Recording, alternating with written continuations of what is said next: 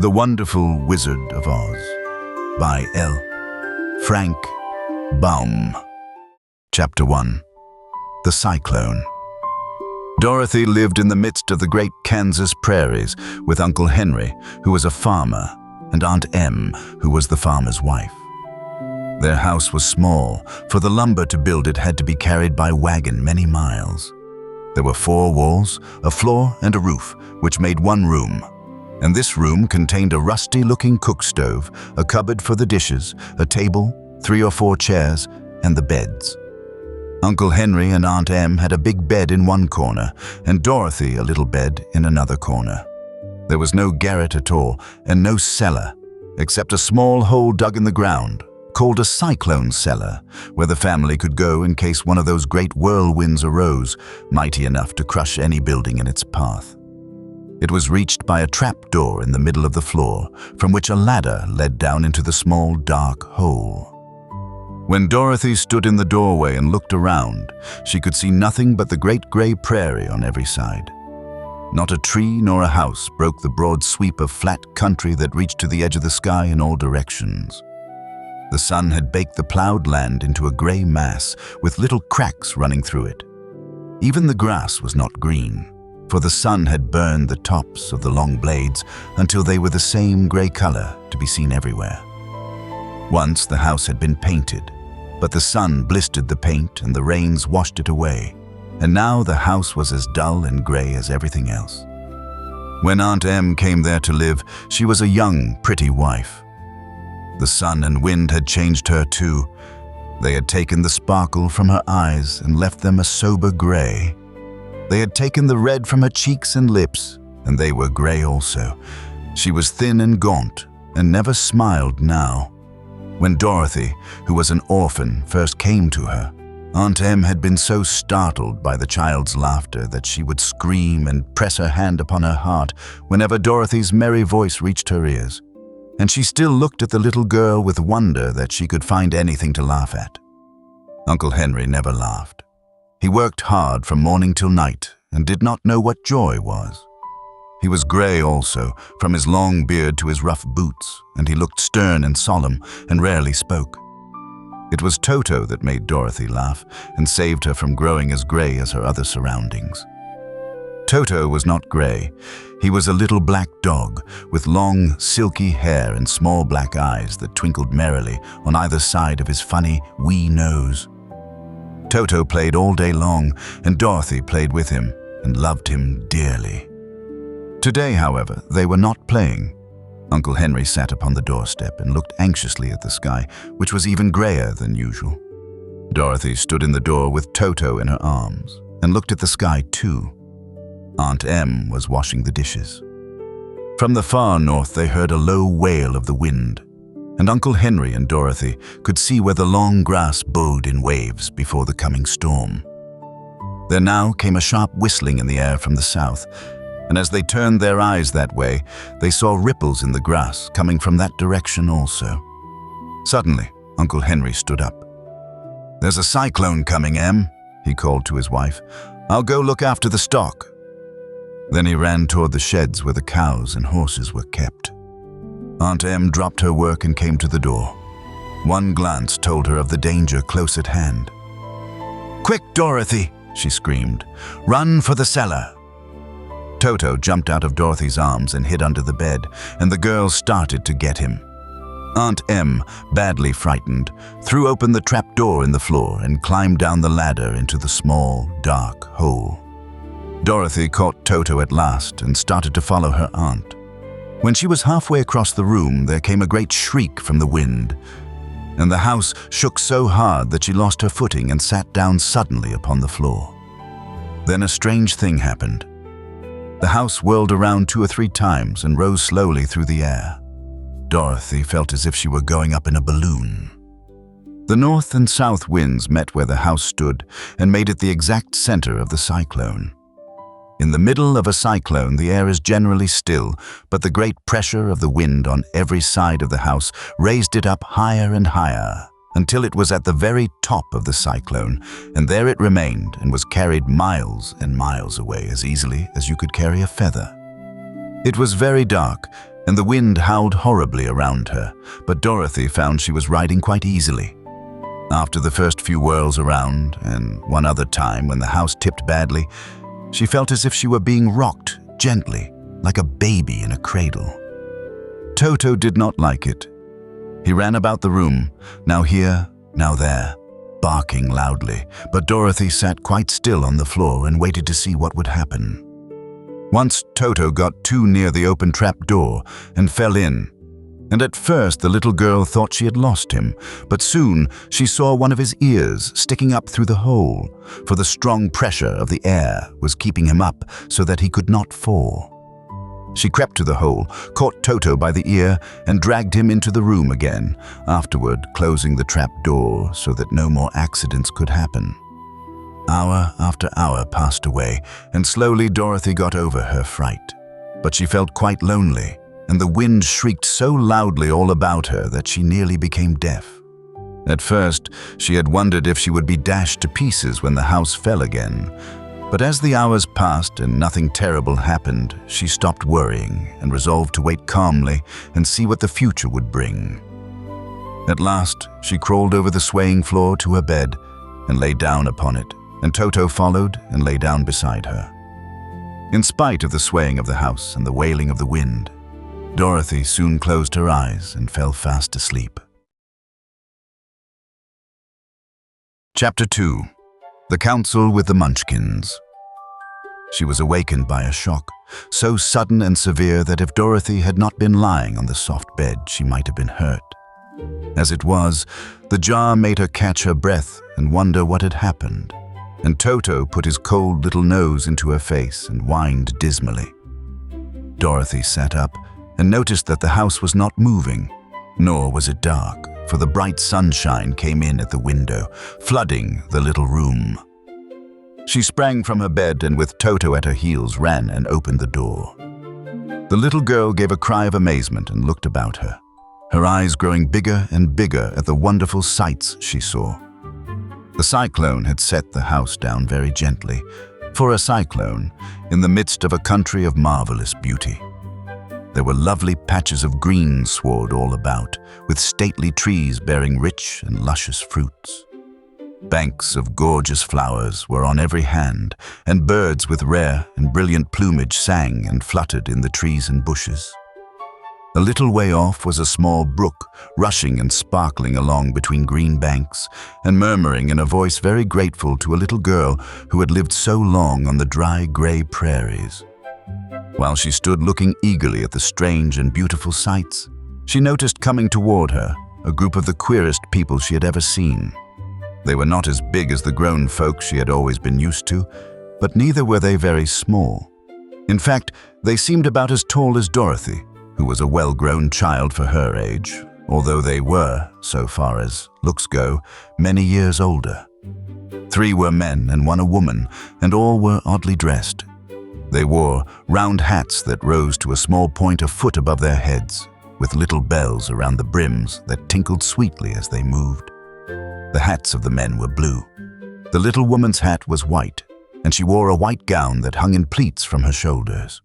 Over it were sprinkled little stars that glistened in the sun like diamonds. The men were dressed in blue, of the same shade as their hats, and wore well-polished boots with a deep roll of blue at the tops. The men, Dorothy thought, were about as old as Uncle Henry, for 2 of them had beards. But the little woman was doubtless much older. Her face was covered with wrinkles, her hair was nearly white, and she walked rather stiffly. When these people drew near the house where Dorothy was standing in the doorway, they paused and whispered among themselves, as if afraid to come farther. But the little old woman walked up to Dorothy, made a low bow, and said in a sweet voice, "You are welcome, most noble sorceress, to the land of the Munchkins. We are so grateful to you for having killed the wicked witch of the East, and for setting our people free from bondage." Dorothy listened to this speech with wonder. What could the little woman possibly mean by calling her a sorceress and saying she had killed the wicked witch of the East? Dorothy was an innocent, harmless little girl who had been carried by a cyclone many miles from home, and she had never killed anything in all her life. But the little woman evidently expected her to answer, so Dorothy said with hesitation, "You are very kind, but there must be some mistake. I have not killed anything." "Your house did anyway," replied the little old woman with a laugh. "And that is the same thing. See," she continued, pointing to the corner of the house. "There are her 2 feet still sticking out from under a block of wood." Dorothy looked and gave a little cry of fright. There, indeed, just under the corner of the great beam the house rested on, 2 feet were sticking out, shod in silver shoes with pointed toes. "Oh dear, cried Dorothy, clasping her hands together in dismay. "The house must have fallen on her. Whatever shall we do?" "There is nothing to be done," said the little woman calmly. "But who was she?" asked Dorothy. "She was the Wicked Witch of the East, as I said," answered the little woman. "She has held all the Munchkins in bondage for many years, making them slave for her night and day. Now they are all set free, and are grateful to you for the favor." "Who are the Munchkins?" inquired Dorothy. "They are the people who live in this land of the East where the Wicked Witch ruled." "Are you a Munchkin?" asked Dorothy. "No, but I am their friend, although I live in the land of the North. When they saw the Witch of the East was dead, the Munchkins sent a swift messenger to me, and I came at once. I am the Witch of the North." "Oh, gracious!" cried Dorothy. "Are you a real witch?" "Yes, indeed," answered the little woman. "But I am a good witch, and the people love me. I am not as powerful as the Wicked Witch was who ruled here, or I should have set the people free myself." "But I thought all witches were wicked," said the girl, who was half frightened at facing a real witch. "Oh no, that is a great mistake. There were only 4 witches in all the land of Oz, and 2 of them, those who live in the North and the South, are good witches. I know this is true, for I am one of them myself and cannot be mistaken. Those who dwelt in the East and the West were, indeed, wicked witches, but now that you have killed one of them, there is but one wicked witch in all the land of Oz, the one who lives in the West." "But," said Dorothy after a moment's thought, "Aunt Em has told me that the witches were all dead, years and years ago." "Who is Aunt Em?" inquired the little old woman. "She is my aunt who lives in Kansas, where I came from." The Witch of the North seemed to think for a time, with her head bowed and her eyes upon the ground. Then she looked up and said, "I do not know where Kansas is, for I have never heard that country mentioned before. But tell me, is it a civilized country?" "Oh yes," replied Dorothy. "Then that accounts for it. In the civilized countries, I believe there are no witches left, nor wizards, nor sorceresses, nor magicians. But you see, the land of Oz has never been civilized, for we are cut off from all the rest of the world. Therefore, we still have witches and wizards amongst us." "Who are the wizards?" asked Dorothy. "Oz himself is the great wizard," answered the witch, sinking her voice to a whisper. "He is more powerful than all the rest of us together. He lives in the City of Emeralds." Dorothy was going to ask another question, but just then the Munchkins, who had been standing silently by, gave a loud shout and pointed to the corner of the house where the Wicked Witch had been lying. "What is it?" asked the little old woman, and looked and began to laugh. The feet of the dead witch had disappeared entirely, and nothing was left but the silver shoes. "She was so old," explained the Witch of the North, "that she dried up quickly in the sun. That is the end of her. But the silver shoes are yours, and you shall have them to wear." She reached down and picked up the shoes, and after shaking the dust out of them, handed them to Dorothy. "The Witch of the East was proud of those silver shoes," said one of the Munchkins, "and there is some charm connected with them, but what it is, we never knew."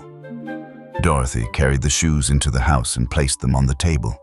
Then she came out again to the Munchkins and said, "I am anxious to get back to my aunt and uncle, for I am sure they will worry about me. Can you help me find my way?" The Munchkins and the witch first looked at one another, and then at Dorothy, and then shook their heads. "At the east, not far from here," said one, "there is a great desert, and none could live to cross it." "It is the same at the south," said another, "for I have been there and seen it. The south is the country of the Quadlings." "I am told," said the third man, "that it is the same at the west, and that country where the Winkies live is ruled by the wicked witch of the west, who would make you her slave if you passed her way." "The north is my home," said the old lady, "and at its edge is the same great desert that surrounds this land of Oz. I'm afraid, my dear, you will have to live with us." Dorothy began to sob at this, for she felt lonely among all these strange people. Her tears seemed to grieve the kind-hearted Munchkins, for they immediately took out their handkerchiefs and began to weep also. As for the little old woman, she took off her cap and balanced the point on the end of her nose while she counted 1, 2, 3 in a solemn voice. At once the cap changed to a slate on which was written in big white chalk marks, "Let Dorothy go to the City of Emeralds." The little old woman took the slate from her nose, and having read the words on it, asked, "Is your name Dorothy, my dear?" "Yes," answered the child, looking up and drying her tears. "Then you must go to the City of Emeralds. Perhaps Oz will help you." "Where is this city?" asked Dorothy. "It is exactly in the center of the country and is ruled by Oz, the great wizard I told you of." "Is he a good man?" inquired the girl anxiously. "He is a good wizard. Whether he is a man or not I cannot tell, for I have never seen him." "How can I get there?" asked Dorothy. "You must walk. It is a long journey, through a country that is sometimes pleasant and sometimes dark and terrible. However, I will use all the magic arts I know of to keep you from harm." "Won't you go with me?" pleaded the girl, who had begun to look upon the little old woman as her only friend. "No, I cannot do that," she replied, "but I will give you my kiss, and no one will dare injure a person who has been kissed by the Witch of the North." She came close to Dorothy and kissed her gently on the forehead. Where her lips touched the girl, they left a round, shining mark, as Dorothy found out soon after. "The road to the City of Emeralds is paved with yellow brick," said the witch, "so you cannot miss it. When you get to Oz, do not be afraid of him, but tell your story and ask him to help you. Goodbye, my dear." The three Munchkins bowed low to her and wished her a pleasant journey, after which they walked away through the trees. The witch gave Dorothy a friendly little nod, whirled around on her left heel 3 times, and straightway disappeared, much to the surprise of little Toto, who barked after her loudly enough when she had gone, because he had been afraid even to growl while she stood by. But Dorothy, knowing her to be a witch, had expected her to disappear in just that way, and was not surprised in the least. Chapter 3. How Dorothy Saved the Scarecrow. When Dorothy was left alone, she began to feel hungry. So she went to the cupboard and cut herself some bread, which she spread with butter. She gave some to Toto, and taking a pail from the shelf, she carried it down to the little brook and filled it with clear, sparkling water. Toto ran over to the trees and began to bark at the birds sitting there. Dorothy went to get him and saw such delicious fruit hanging from the branches that she gathered some of it, finding it just what she wanted to help out her breakfast. Then she went back to the house, and having helped herself and Toto to a good drink of the cool, clear water, she set about making ready for the journey to the City of Emeralds. Dorothy had only one other dress, but that happened to be clean and was hanging on a peg beside her bed. It was gingham, with checks of white and blue, and although the blue was somewhat faded with many washings, it was still a pretty frock. The girl washed herself carefully, dressed herself in the clean gingham, and tied her pink sunbonnet on her head. She took a little basket and filled it with bread from the cupboard, laying a white cloth over the top. Then she looked down at her feet and noticed how old and worn her shoes were. "They surely will never do for a long journey, Toto," she said. And Toto looked up into her face with his little black eyes and wagged his tail to show he knew what she meant. At that moment, Dorothy saw lying on the table the silver shoes that had belonged to the Witch of the East. "I wonder if they will fit me," she said to Toto. They would be just the thing to take a long walk in, for they could not wear out.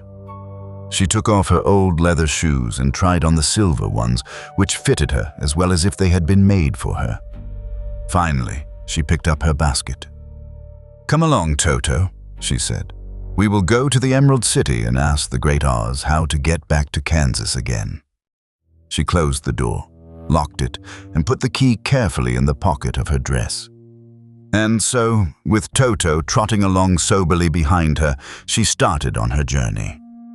There were several roads nearby, but it did not take her long to find the one paved with yellow bricks. Within a short time, she was walking briskly toward the Emerald City, her silver shoes tinkling merrily on the hard yellow roadbed. The sun shone bright, and the birds sang sweetly, and Dorothy did not feel nearly so bad as you might think a little girl would, who had been suddenly whisked away from her own country and set down in the midst of a strange land. She was surprised, as she walked along, to see how pretty the country was about her. There were neat fences at the sides of the road, painted a dainty blue color, and beyond them were fields of grain and vegetables in abundance. Evidently, the Munchkins were good farmers and able to raise large crops. Once in a while, she would pass a house, and the people came out to look at her and bow low as she went by. For everyone knew she had been the means of destroying the wicked witch and setting them free from bondage. The houses of the Munchkins were odd-looking dwellings, for each was round, with a big dome for a roof. All were painted blue, for in this country of the East, blue was the favorite color. Toward evening, when Dorothy was tired with her long walk and began to wonder where she should pass the night, she came to a house rather larger than the rest. On the green lawn before it, many men and women were dancing. 5 little fiddlers played as loudly as possible, and the people were laughing and singing, while a big table nearby was loaded with delicious fruits and nuts, pies and cakes, and many other good things to eat. The people greeted Dorothy kindly and invited her to supper and to pass the night with them, for this was the home of one of the richest Munchkins in the land, and his friends were gathered with him to celebrate their freedom from the bondage of the wicked witch. Dorothy ate a hearty supper and was waited upon by the rich Munchkin himself, whose name was Bock. Then she sat upon a settee and watched the people dance. When Bock saw her silver shoes, he said, "You must be a great sorceress." "Why?" asked the girl. "Because you wear silver shoes and have killed the wicked witch. Besides, you have white in your frock, and only witches and sorceresses wear white." "My dress is blue and white checked," said Dorothy, smoothing out the wrinkles in it. "It is kind of you to wear that," said Bock.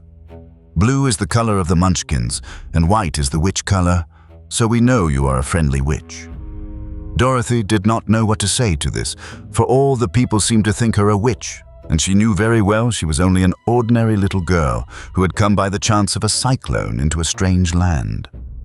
When she had tired watching the dancing, Bock led her into the house, where he gave her a room with a pretty bed in it. The sheets were made of blue cloth, and Dorothy slept soundly in them till morning, with Toto curled up on the blue rug beside her. She ate a hearty breakfast and watched a wee Munchkin baby who played with Toto and pulled his tail and crowed and laughed in a way that greatly amused Dorothy. Toto was a fine curiosity to all the people, for they had never seen a dog before. "How far is it to the Emerald City?" the girl asked. "I do not know," answered Bock gravely, "for I have never been there.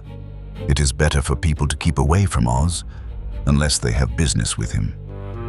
But it is a long way to the Emerald City, and it will take you many days. The country here is rich and pleasant, but you must pass through rough and dangerous places before you reach the end of your journey."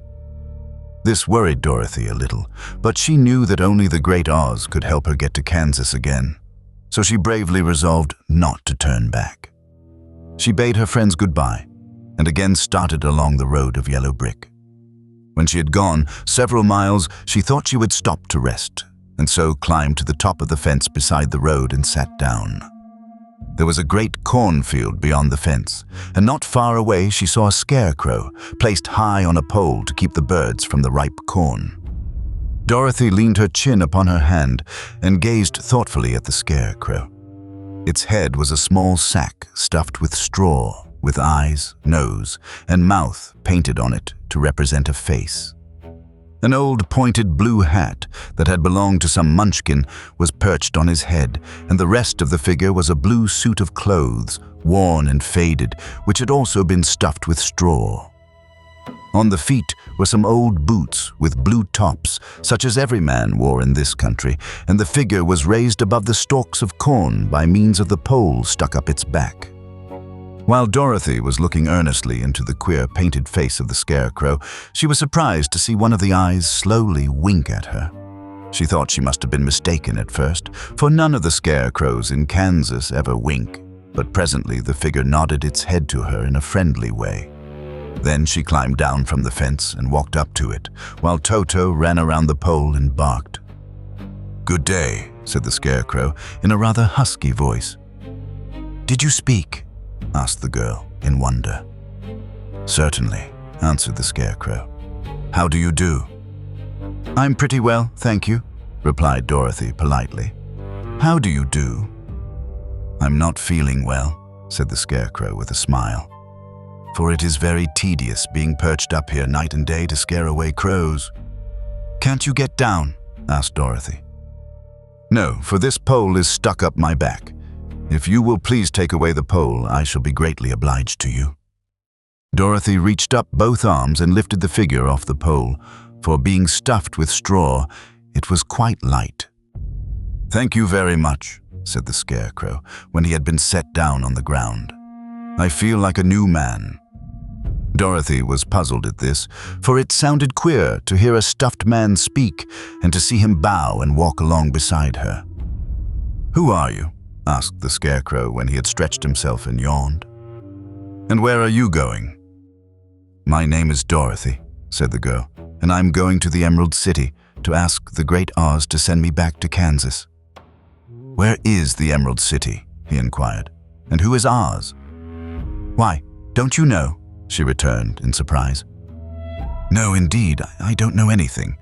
You see, I'm stuffed, so I have no brains at all," he answered sadly. "Oh," said Dorothy, "I'm awfully sorry for you." "Do you think," he asked, "if I go to the Emerald City with you, that Oz would give me some brains?" "I cannot tell," she returned, "but you may come with me if you like. If Oz will not give you any brains, you will be no worse off than you are now." "That is true," said the Scarecrow. "You see," he continued confidentially, "I don't mind my legs and arms and body being stuffed because I cannot get hurt. If anyone treads on my toes or sticks a pin into me, it doesn't matter, for I can't feel it. But I do not want people to call me a fool, and if my head stays stuffed with straw instead of with brains, as yours is, how am I ever to know anything?" "I understand how you feel," said the little girl, who was truly sorry for him. "If you will come with me, I'll ask Oz to do all he can for you." "Thank you," he answered gratefully. They walked back to the road. Dorothy helped him over the fence, and they started along the path of yellow brick for the Emerald City. Toto did not like this addition to the party at first.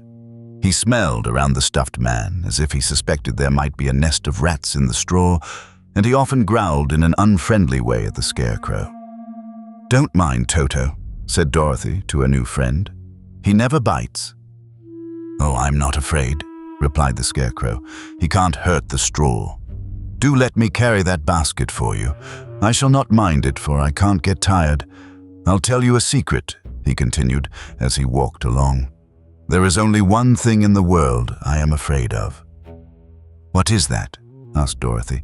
"The Munchkin farmer who made you?" "No," answered the Scarecrow. "It's a lighted match." Chapter 4. The Road Through the Forest. After a few hours, the road began to be rough, and the walking grew so difficult that the Scarecrow often stumbled over the yellow bricks, which were here very uneven. Sometimes, indeed, they were broken or missing altogether, leaving holes that Toto jumped across and Dorothy walked around. As for the Scarecrow, having no brains, he walked straight ahead and so stepped into the holes and fell at full length on the hard bricks. It never hurt him, however, and Dorothy would pick him up and set him upon his feet again, while he joined her in laughing merrily at his own mishap. The farms were not nearly so well cared for here as they were farther back. There were fewer houses and fewer fruit trees, and the farther they went, the more dismal and lonesome the country became.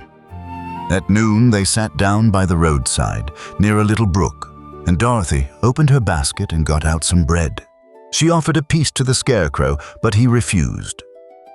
"I am never hungry," he said, "and it is a lucky thing I am not, for my mouth is only painted, and if I should cut a hole in it so I could eat, the straw I am stuffed with would come out, and that would spoil the shape of my head." Dorothy saw at once that this was true, so she only nodded and went on eating her bread. "Tell me something about yourself and the country you came from," said the Scarecrow, when she had finished her dinner. So she told him all about Kansas and how gray everything was there, and how the cyclone had carried her to this queer land of Oz. The Scarecrow listened carefully and said, "I cannot understand why you should wish to leave this beautiful country and go back to the dry, gray place you call Kansas." "That is because you have no brains," answered the girl. "No matter how dreary and gray our homes are, we people of flesh and blood would rather live there than in any other country, be it ever so beautiful. There is no place like home." The Scarecrow sighed. "Of course I cannot understand it," he said. "If your heads were stuffed with straw, like mine, you would probably all live in the beautiful places, and then Kansas would have no people at all. It is fortunate for Kansas that you have brains." "Won't you tell me a story while we are resting?" asked the child. The Scarecrow looked at her reproachfully and answered, "My life has been so short that I really know nothing whatever. I was only made day before yesterday. What happened in the world before that time is all unknown to me. Luckily, when the farmer made my head, one of the first things he did was to paint my ears, so that I heard what was going on. There was another Munchkin with him, and the first thing I heard was the farmer saying, 'How do you like those ears?' 'They aren't straight,' answered the other. 'Never mind,' said the farmer. 'They are ears just the same,' which was true enough. 'Now I'll make the eyes,' said the farmer. So he painted my right eye, and as soon as it was finished, I found myself looking at him and at everything around me with a great deal of curiosity, for this was my first glimpse of the world. 'That's a rather pretty eye,' remarked the Munchkin who was watching the farmer. 'Blue paint is just the color for eyes.' 'I think I'll make the other a little bigger,' said the farmer. And when the second eye was done, I could see much better than before. Then he made my nose and my mouth. But I did not speak, because at that time I didn't know what a mouth was for. I had the fun of watching them make my body and my arms and legs. And when they fastened on my head at last, I felt very proud, for I thought I was just as good a man as anyone. 'This fellow will scare the crows fast enough,' said the farmer. 'He looks just like a man.' 'Why, he is a man,' said the other. And I quite agreed with him. The farmer carried me under his arm to the cornfield and set me up on a tall stick where you found me. He and his friend soon after walked away and left me alone. I did not like to be deserted this way, so I tried to walk after them, but my feet would not touch the ground, and I was forced to stay on that pole. It was a lonely life to lead, for I had nothing to think of, having been made such a little while before. Many crows and other birds flew into the cornfield, but as soon as they saw me, they flew away again, thinking I was a Munchkin, and this pleased me and made me feel that I was quite an important person. By and by, an old crow flew near me, and after looking at me carefully, he perched upon my shoulder and said, "I wonder if that farmer thought to fool me in this clumsy manner. Any crow of sense could see that you are only stuffed with straw." Then he hopped down at my feet and ate all the corn he wanted. The other birds, seeing he was not harmed by me, came to eat the corn too, so in a short time there was a great flock of them about me. I felt sad at this, for it showed I was not such a good scarecrow after all. But the old crow comforted me, saying, "If you only had brains in your head, you would be as good a man as any of them, and a better man than some of them." Brains are the only things worth having in this world, no matter whether one is a crow or a man. After the crows had gone, I thought this over and decided I would try hard to get some brains. By good luck, you came along and pulled me off the stake, and from what you say, I am sure the Great Oz will give me brains as soon as we get to the Emerald City. I hope so, said Dorothy earnestly, since you seem anxious to have them. Oh yes, I am anxious, returned the Scarecrow. It is such an uncomfortable feeling to know one is a fool. Well, said the girl, let us go. And she handed the basket to the Scarecrow. There were no fences at all by the roadside now, and the land was rough and untilled. Toward evening, they came to a great forest where the trees grew so big and close together that their branches met over the road of yellow brick. It was almost dark under the trees, for the branches shut out the daylight, but the travelers did not stop and went on into the forest. If this road goes in, it must come out, said the Scarecrow, and as the Emerald City is at the other end of the road, we must go wherever it leads us. Anyone would know that, said Dorothy. Certainly, that is why I know it, returned the Scarecrow. If it required brains to figure it out, I never should have said it. After an hour or so, the light faded away, and they found themselves stumbling along in the darkness. Dorothy could not see at all, but Toto could, for some dogs see very well in the dark, and the Scarecrow declared he could see as well as by day. So she took hold of his arm and managed to get along fairly well. If you see any house or any place where we can pass the night, she said, you must tell me, for it is very uncomfortable walking in the dark. Soon after, the Scarecrow stopped. I see a little cottage at the right of us, he said, built of logs and branches. Shall we go there? Yes, indeed, answered the child. I am all tired out. So the Scarecrow led her through the trees until they reached the cottage, and Dorothy entered and found a bed of dried leaves in one corner. She lay down at once, and with Toto beside her, soon fell into a sound sleep. The Scarecrow, who was never tired, stood up in another corner and waited patiently until morning came. Chapter 5. The Rescue of the Tin Woodman. When Dorothy awoke, the sun was shining through the trees, and Toto had long been out chasing birds around him and squirrels. She sat up and looked around her. There was the Scarecrow, still standing patiently in his corner, waiting for her. We must go and search for water, she said to him. Why do you want water? He asked. To wash my face clean after the dust of the road and to drink so the dry bread will not stick in my throat. It must be inconvenient to be made of flesh, said the Scarecrow thoughtfully, for you must sleep and eat and drink. However, you have brains, and it is worth a lot of bother to be able to think properly. They left the cottage and walked through the trees until they found a little spring of clear water, where Dorothy drank and bathed and ate her breakfast. She saw there was not much bread left in the basket, and the girl was thankful the Scarecrow did not have to eat anything, for there was scarcely enough for herself and Toto for the day. When she had finished her meal and was about to go back to the road of yellow brick, she was startled to hear a deep groan nearby. What was that? She asked timidly. I cannot imagine, replied the Scarecrow, but we can go and see. Just then another groan reached their ears, and the sound seemed to come from behind them. They turned and walked through the forest a few steps, when Dorothy discovered something shining in a ray of sunshine that fell between the trees. She ran to the place and then stopped short with a little cry of surprise. One of the big trees had been partly chopped through, and standing beside it, with an uplifted E as his hands, was a man made entirely of tin. His head and arms and legs were jointed upon his body, but he stood perfectly motionless, as if he could not stir at all. Dorothy looked at him in amazement, and so did the Scarecrow, while Toto barked sharply and made a snap at the tin legs, which hurt his teeth. Did you groan? asked Dorothy. Yes, answered the Tin Man. I did. I've been groaning for more than a year, and no one has ever heard me before or come to help me. What can I do for you? She inquired softly. for she was moved by the sad voice in which the man spoke.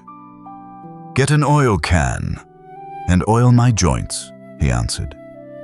"They are rusted so badly that I cannot move them at all. If I am well oiled, I shall soon be all right again. You will find an oil can on a shelf in my cottage." Dorothy at once ran back to the cottage and found the oil can, and then she returned and asked anxiously, "Where are your joints?" "Oil my neck first," replied the Tin Woodman. So she oiled it, and as it was quite badly rusted, the Scarecrow took hold of the tin head and moved it gently from side to side until it worked freely, and then the man could turn it himself. "Now oil the joints in my arms," he said. And Dorothy oiled them, and the Scarecrow bent them carefully until they were quite free from rust and as good as new. The Tin Woodman gave a sigh of satisfaction and lowered his axe, which he leaned against the tree. "This is a great comfort," he said. "I have been holding that axe in the air ever since I rusted, and I'm glad to be able to put it down at last.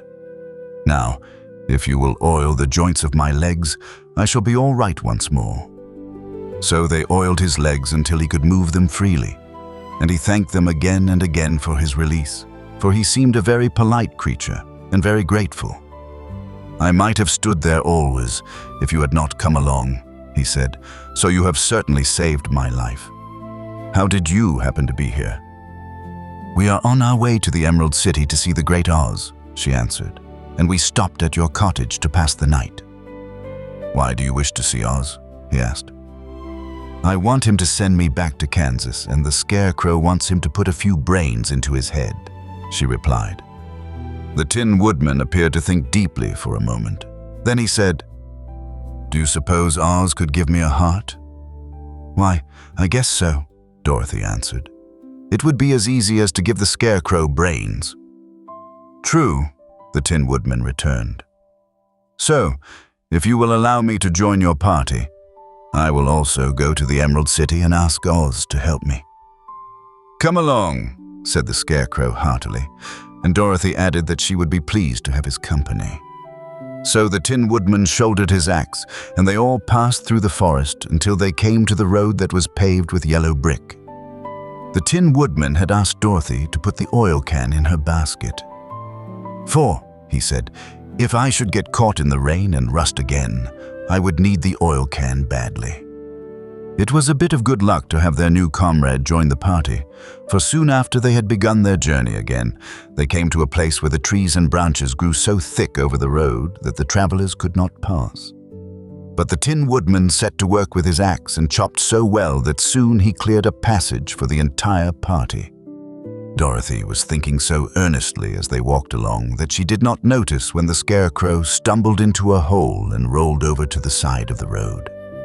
Indeed, he was obliged to call to her to help him up again. "Why didn't you walk around the hole?" asked the Tin Woodman. "I don't know enough," replied the Scarecrow cheerfully. "My head is stuffed with straw, you know, and that is why I'm going to Oz to ask him for some brains." "Oh, I see," said the Tin Woodman. "But after all, brains are not the best things in the world." "Have you any?" inquired the Scarecrow. "No, my head is quite empty," answered the Woodman. "But once I had brains and a heart also. So, having tried them both, I should much rather have a heart." "And why is that?" asked the Scarecrow.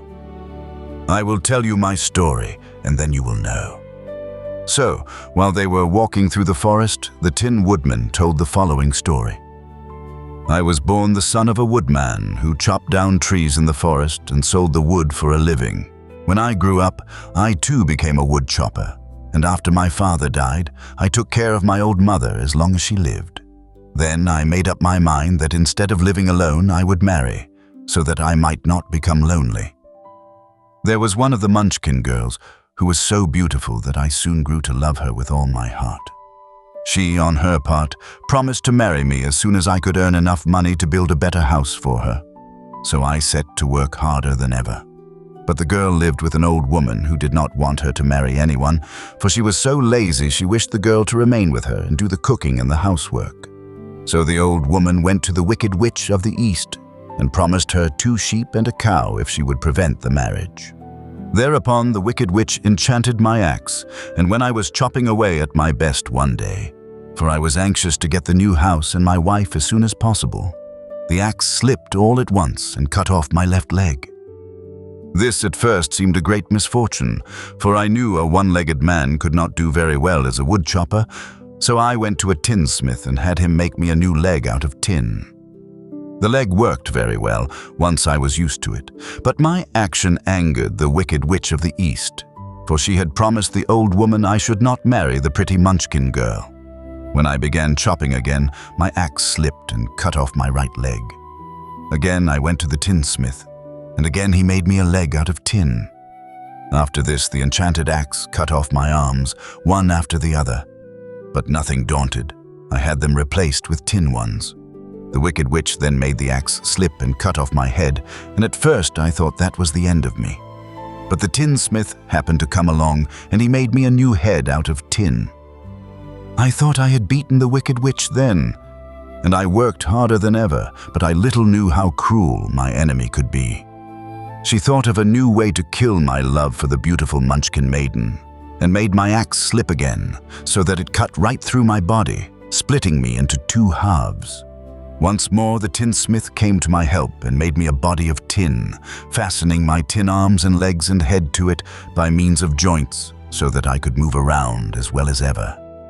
But alas, I had now no heart, so that I lost all my love for the Munchkin girl and did not care whether I married her or not.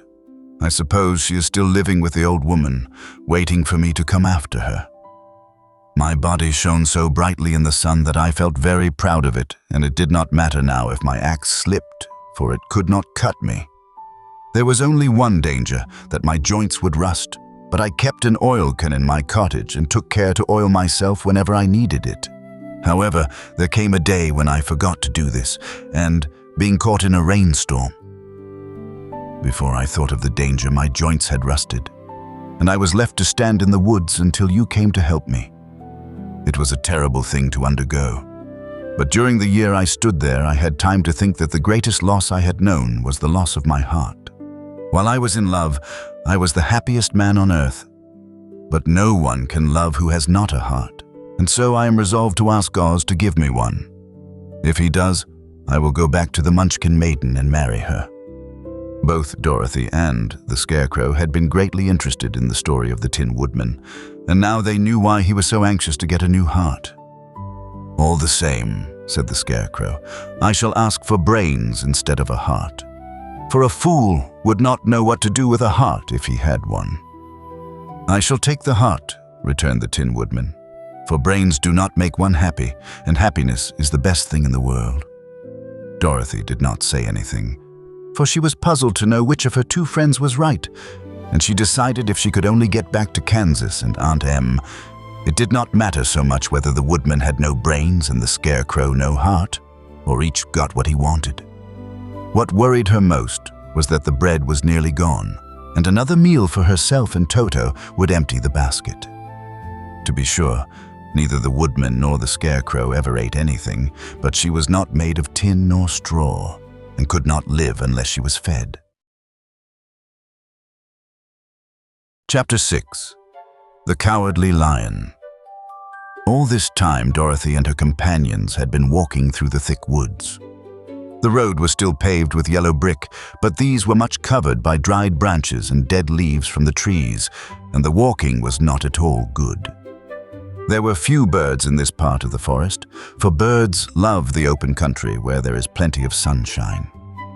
But now and then there came a deep growl from some wild animal hidden among the trees. These sounds made the little girl's heart beat fast, for she did not know what made them, but Toto knew, and he walked close to Dorothy's side and did not even bark in return. "How long will it be," the child asked of the Tin Woodman, "before we are out of the forest?" "I cannot tell," was the answer, "for I have never been to the Emerald City, but my father went there once when I was a boy, and he said it was a long journey through a dangerous country. Although nearer to the city where Oz dwells, the country is beautiful. But I am not afraid so long as I have my oil can, and nothing can hurt the Scarecrow, while you bear upon your forehead the mark of the Good Witch's kiss, and that will protect you from harm." "But Toto," said the girl anxiously, "what will protect him?" "We must protect him ourselves if he is in danger," replied the Tin Woodman. Just as he spoke, there came from the forest a terrible roar, and the next moment a great lion bounded into the road. With one blow of his paw, he sent the Scarecrow spinning over and over to the edge of the road, and then he struck at the Tin Woodman with his sharp claws. But, to the lion's surprise, he could make no impression on the tin, although the woodman fell over in the road and lay still. Little Toto, now that he had an enemy to face, ran barking toward the lion, and the great beast had opened his mouth to bite the dog when Dorothy, fearing Toto would be killed and heedless of danger, rushed forward and slapped the lion upon his nose as hard as she could while she cried out, "Don't you dare to bite Toto! You ought to be ashamed of yourself, a big beast like you to bite a poor little dog." "I didn't bite him," said the lion, as he rubbed his nose with his paw where Dorothy had hit it. "No, but you tried to," she retorted. "You are nothing but a big coward." "I know it," said the lion, hanging his head in shame. "I've always known it. But how can I help it?" "I don't know, I'm sure. To think of your striking a stuffed man, like the poor Scarecrow." "Is he stuffed?" asked the lion in surprise, as he watched her pick up the Scarecrow and set him upon his feet, while she patted him into shape again. "Of course he's stuffed," replied Dorothy, who was still angry. "That's why he went over so easily," remarked the lion. "It astonished me to see him whirl around so. Is the other one stuffed also?" "No," said Dorothy. "He's made of tin." And she helped the woodman up again. "That's why he nearly blunted my claws," said the lion. "When they scratched against the tin, it made a cold shiver run down my back." "What is that little animal you are so tender of?" "He is my dog, Toto," answered Dorothy. "Is he made of tin or stuffed?" asked the lion. "Neither. He's a meat dog," said the girl. "Oh, he's a curious animal and seems remarkably small now that I look at him. No one would think of biting such a little thing except a coward like me," continued the lion sadly. "What makes you a coward?" asked Dorothy, looking at the great beast in wonder, for he was as big as a small horse. "It's a mystery," replied the lion. "I suppose I was born that way. All the other animals in the forest naturally expect me to be brave, for the lion is everywhere thought to be the king of beasts. I learned that if I roared very loudly, every living thing was frightened and got out of my way. Whenever I've met a man, I've been awfully scared. But I just roared at him, and he has always run away as fast as he could go. If the elephants and the tigers and the bears had ever tried to fight me, I should have run myself. I'm such a coward. But just as soon as they hear me roar, they all try to get away from me.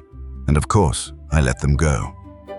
"But that isn't right. The king of beasts shouldn't be a coward," said the Scarecrow. "I know it," returned the lion, wiping a tear from his eye with the tip of his tail. "It is my great sorrow and makes my life very unhappy, but whenever there is danger, my heart begins to beat fast." "Perhaps you have heart disease," said the Tin Woodman. "It may be," said the lion.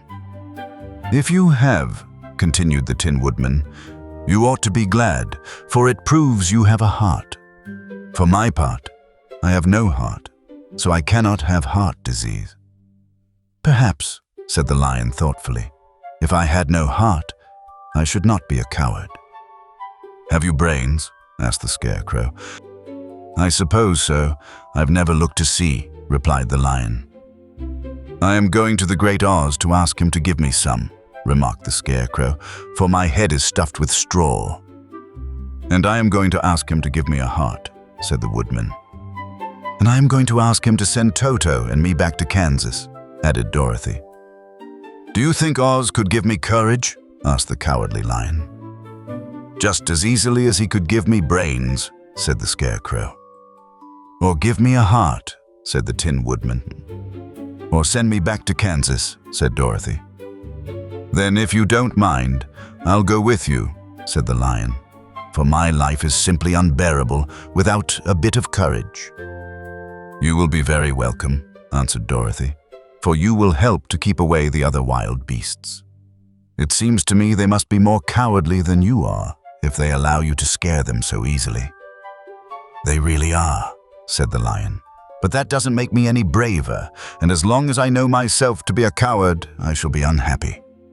So once more the little company set off upon the journey, the lion walking with stately strides at Dorothy's side.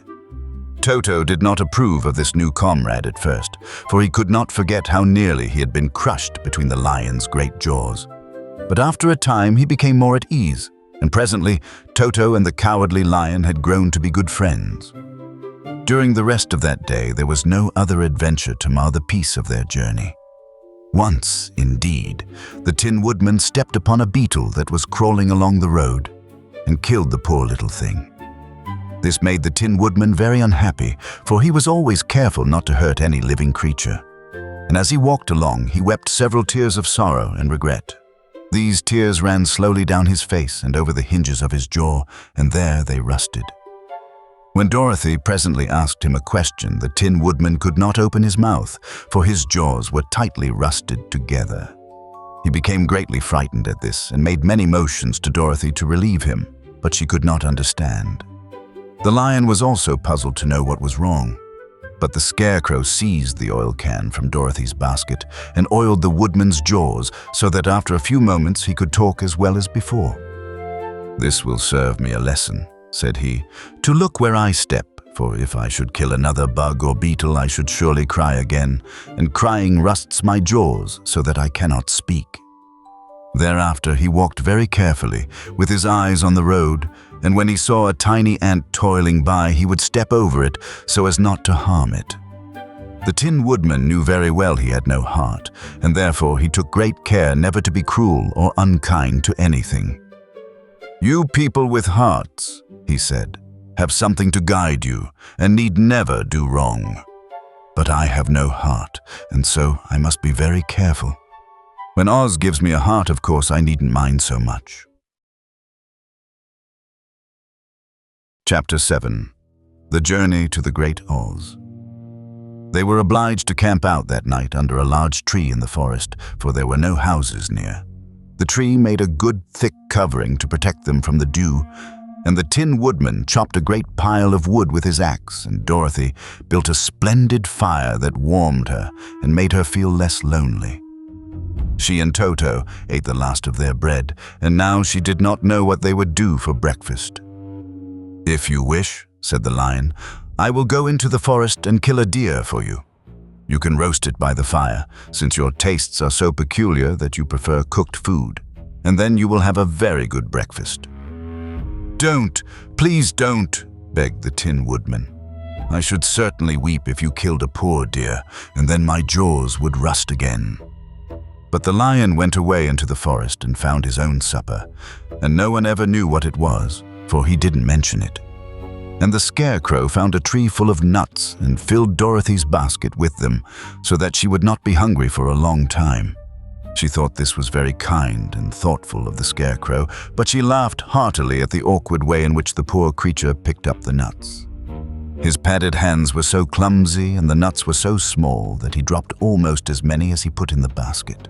But the Scarecrow did not mind how long it took him to fill the basket, for it enabled him to keep away from the fire, as he feared a spark might get into his straw and burn him up. So he kept a good distance away from the flames, and only came near to cover Dorothy with dry leaves when she lay down to sleep. These kept her very snug and warm, and she slept soundly until morning. When it was daylight, the girl bathed her face in a little rippling brook, and soon after they all started toward the Emerald City. This was to be an eventful day for the travelers. They had hardly been walking an hour when they saw before them a great ditch that crossed the road and divided the forest as far as they could see on either side. It was a very wide ditch, and when they crept up to the edge and looked into it, they could see it was also very deep, and there were many big jagged rocks at the bottom. The sides were so steep that none of them could climb down, and for a moment it seemed that their journey must end. "What shall we do?" asked Dorothy despairingly. "I haven't the faintest idea," said the Tin Woodman, and the lion shook his shaggy mane and looked thoughtful. But the Scarecrow said, "We cannot fly, that is certain. Neither can we climb down into this great ditch. Therefore, if we cannot jump over it, we must stop where we are." "I think I could jump over it," said the Cowardly Lion after measuring the distance carefully in his mind.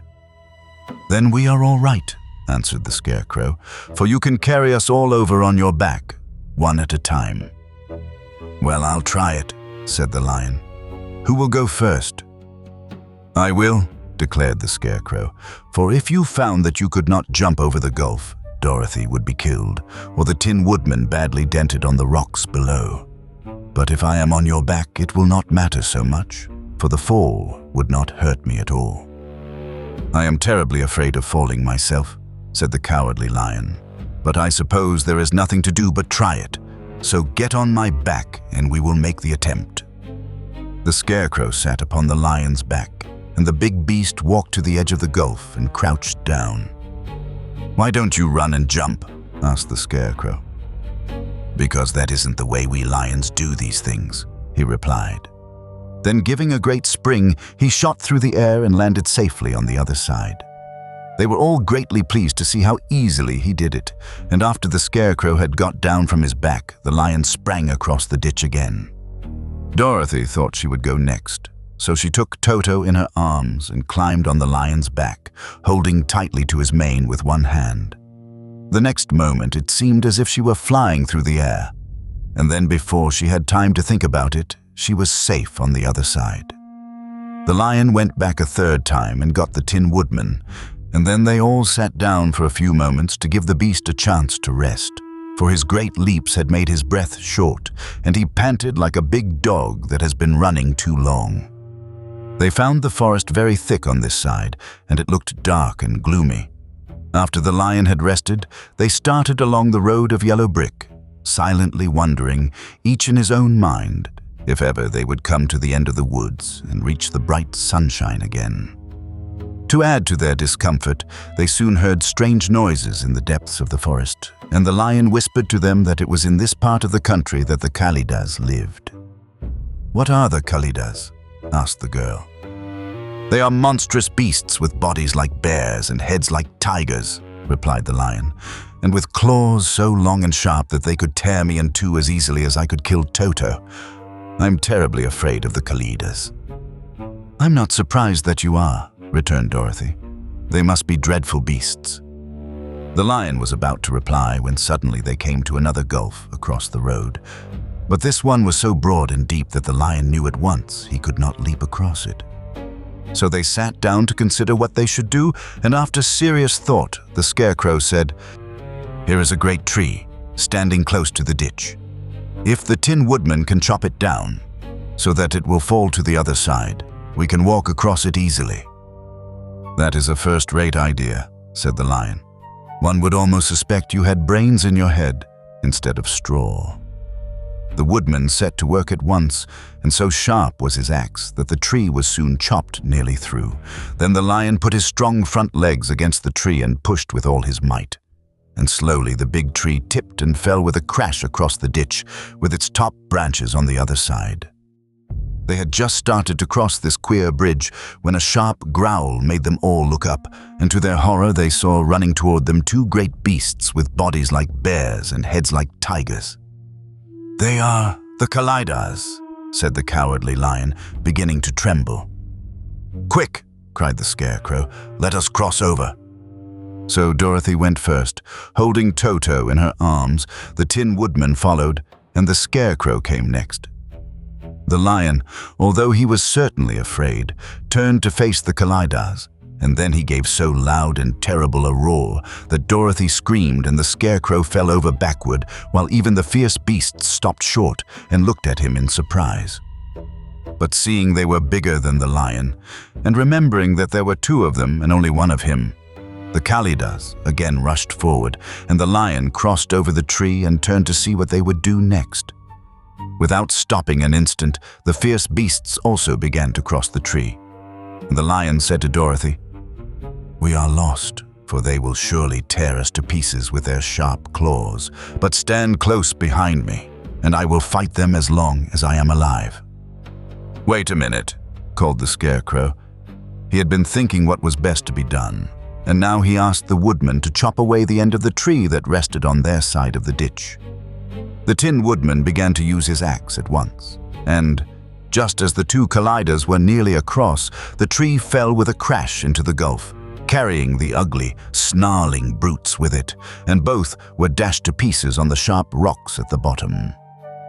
"Well," said the Cowardly Lion, drawing a long breath of relief, "I see we are going to live a little while longer, and I am glad of it, for it must be a very uncomfortable thing not to be alive. Those creatures frightened me so badly that my heart is beating yet." "Ah," said the Tin Woodman sadly, "I wish I had a heart to beat." This adventure made the travelers more anxious than ever to get out of the forest, and they walked so fast that Dorothy became tired and had to ride on the lion's back. To their great joy, the trees became thinner the farther they advanced, and in the afternoon they suddenly came upon a broad river flowing swiftly just before them. On the other side of the water, they could see the road of yellow brick running through a beautiful country, with green meadows dotted with bright flowers and all the road bordered with trees hanging full of delicious fruits. They were greatly pleased to see this delightful country before them. "How shall we cross the river?" asked Dorothy. "That is easily done," replied the Scarecrow. "The Tin Woodman must build us a raft so we can float to the other side." So the Woodman took his axe and began to chop down small trees to make a raft. And while he was busy at this, the Scarecrow found on the riverbank a tree full of fine fruit. This pleased Dorothy, who had eaten nothing but nuts all day, and she made a hearty meal of the ripe fruit. But it takes time to make a raft, even when one is as industrious and untiring as the Tin Woodman, and when night came, the work was not done. So they found a cozy place under the trees where they slept well until the morning, and Dorothy dreamed of the Emerald City and of the good Wizard Oz, who would soon send her back to her own home again. Chapter 8. The Deadly Poppy Field. Our little party of travelers awakened the next morning refreshed and full of hope, and Dorothy breakfasted like a princess off peaches and plums from the trees beside the river. Behind them was the dark forest they had passed safely through, although they had suffered many discouragements, but before them was a lovely, sunny country that seemed to beckon them on to the Emerald City. To be sure, the broad river now cut them off from this beautiful land. But the raft was nearly done, and after the Tin Woodman had cut a few more logs and fastened them together with wooden pins, they were ready to start. Dorothy sat down in the middle of the raft and held Toto in her arms.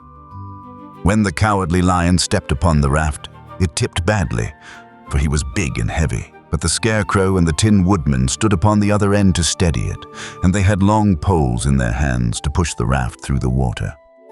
They got along quite well at first, but when they reached the middle of the river, the swift current swept the raft downstream, farther and farther away from the road of yellow brick. And the water grew so deep that the long poles would not touch the bottom. "This is bad," said the Tin Woodman, "for if we cannot get to the land, we shall be carried into the country of the Wicked Witch of the West, and she will enchant us and make us her slaves." "And then I should get no brains," said the Scarecrow. "And I should get no courage," said the Cowardly Lion. "And I should get no heart," said the Tin Woodman. "And I should never get back to Kansas," said Dorothy. "We must certainly get to the Emerald City if we can," the Scarecrow continued, and he pushed so hard on his long pole that it stuck fast in the mud at the bottom of the river. Then, before he could pull it out again, or let go, the raft was swept away, and the poor Scarecrow was left clinging to the pole in the middle of the river.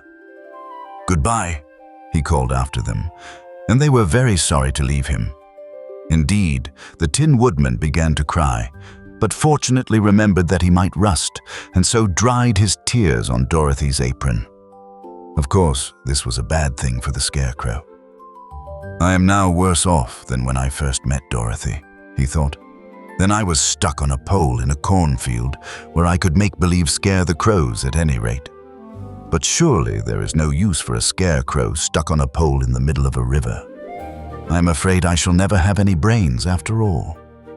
Down the stream the raft floated, and the poor Scarecrow was left far behind. Then the lion said, "Something must be done to save us. I think I can swim to the shore and pull the raft after me, if you will only hold fast to the tip of my tail." So he sprang into the water, and the Tin Woodman caught fast hold of his tail. Then the lion began to swim with all his might toward the shore. It was hard work, although he was so big, but by and by they were drawn out of the current, and then Dorothy took the Tin Woodman's long pole and helped push the raft to the land. They were all tired out when they reached the shore at last and stepped off upon the pretty green grass, and they also knew that the stream had carried them a long way past the road of yellow brick that led to the Emerald City. "What shall we do now?" asked the Tin Woodman, as the lion lay down on the grass to let the sun dry him. "We must get back to the road in some way," said Dorothy. "The best plan will be to walk along the riverbank until we come to the road again," remarked the lion. So, when they were rested, Dorothy picked up her basket and they started along the grassy bank to the road from which the river had carried them. It was a lovely country, with plenty of flowers and fruit trees and sunshine to cheer them, and had they not felt so sorry for the poor Scarecrow, they could have been very happy. They walked along as fast as they could, Dorothy only stopping once to pick a beautiful flower, and after a time the Tin Woodman cried out, "Look!" Then they all looked at the river and saw the Scarecrow perched upon his pole in the middle of the water, looking very lonely and sad. "What can we do to save him?" asked Dorothy. The lion and the woodman both shook their heads, for they did not know. So they sat down upon the bank and gazed wistfully at the Scarecrow until a stork flew by, who, upon seeing them, stopped to rest at the water's edge. "Who are you, and where are you going?" asked the stork. "I am Dorothy," answered the girl, "and these are my friends, the Tin Woodman and the Cowardly Lion, and we are going to the Emerald City." "This isn't the road," said the stork, as she twisted her long neck and looked sharply at the queer party. "I know it," returned Dorothy, "but we have lost the Scarecrow and are wondering how we shall get him again." "Where is he?" asked the stork. "Over there in the river," answered the little girl. "If he wasn't so big and heavy, I would get him for you," remarked the stork. "He isn't heavy a bit," said Dorothy eagerly, "for he is stuffed with straw, and if you will bring him back to us, we shall thank you ever and ever so much." "Well, I'll try," said the stork, "but if I find he is too heavy to carry, I shall have to drop him in the river again." So the big bird flew into the air and over the water, till she came to where the Scarecrow was perched upon his pole. Then the stork with her great claws grabbed the Scarecrow by the arm and carried him up into the air and back to the bank, where Dorothy and the lion and the Tin Woodman and Toto were sitting. When the Scarecrow found himself among his friends again, he was so happy that he hugged them all, even the lion and Toto, and as they walked along he sang "Tolderido." At every step, he felt so gay. "I was afraid I should have to stay in the river forever," he said, "but the kind stork saved me, and if I ever get any brains, I shall find the stork again and do her some kindness in return." "That's all right," said the stork, who was flying along beside them. "I always like to help anyone in trouble. But I must go now, for my babies are waiting in the nest for me.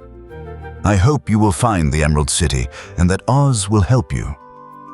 "Thank you," replied Dorothy, and then the kind stork flew into the air and was soon out of sight. They walked along listening to the singing of the brightly colored birds and looking at the lovely flowers, which now became so thick that the ground was carpeted with them. There were big yellow and white and blue and purple blossoms, besides great clusters of scarlet poppies, which were so brilliant in color they almost dazzled Dorothy's eyes. "Aren't they beautiful?" the girl asked, as she breathed in the spicy scent of the bright flowers. "I suppose so," answered the Scarecrow. "When I have brains, I shall probably like them better. If I only had a heart, I should love them," added the Tin Woodman. "I always did like flowers," said the lion. "They seem so helpless and frail, but there are none in the forest so bright as these." They now came upon more and more of the big scarlet poppies, and fewer of the other flowers, and soon they found themselves in the midst of a great meadow of poppies.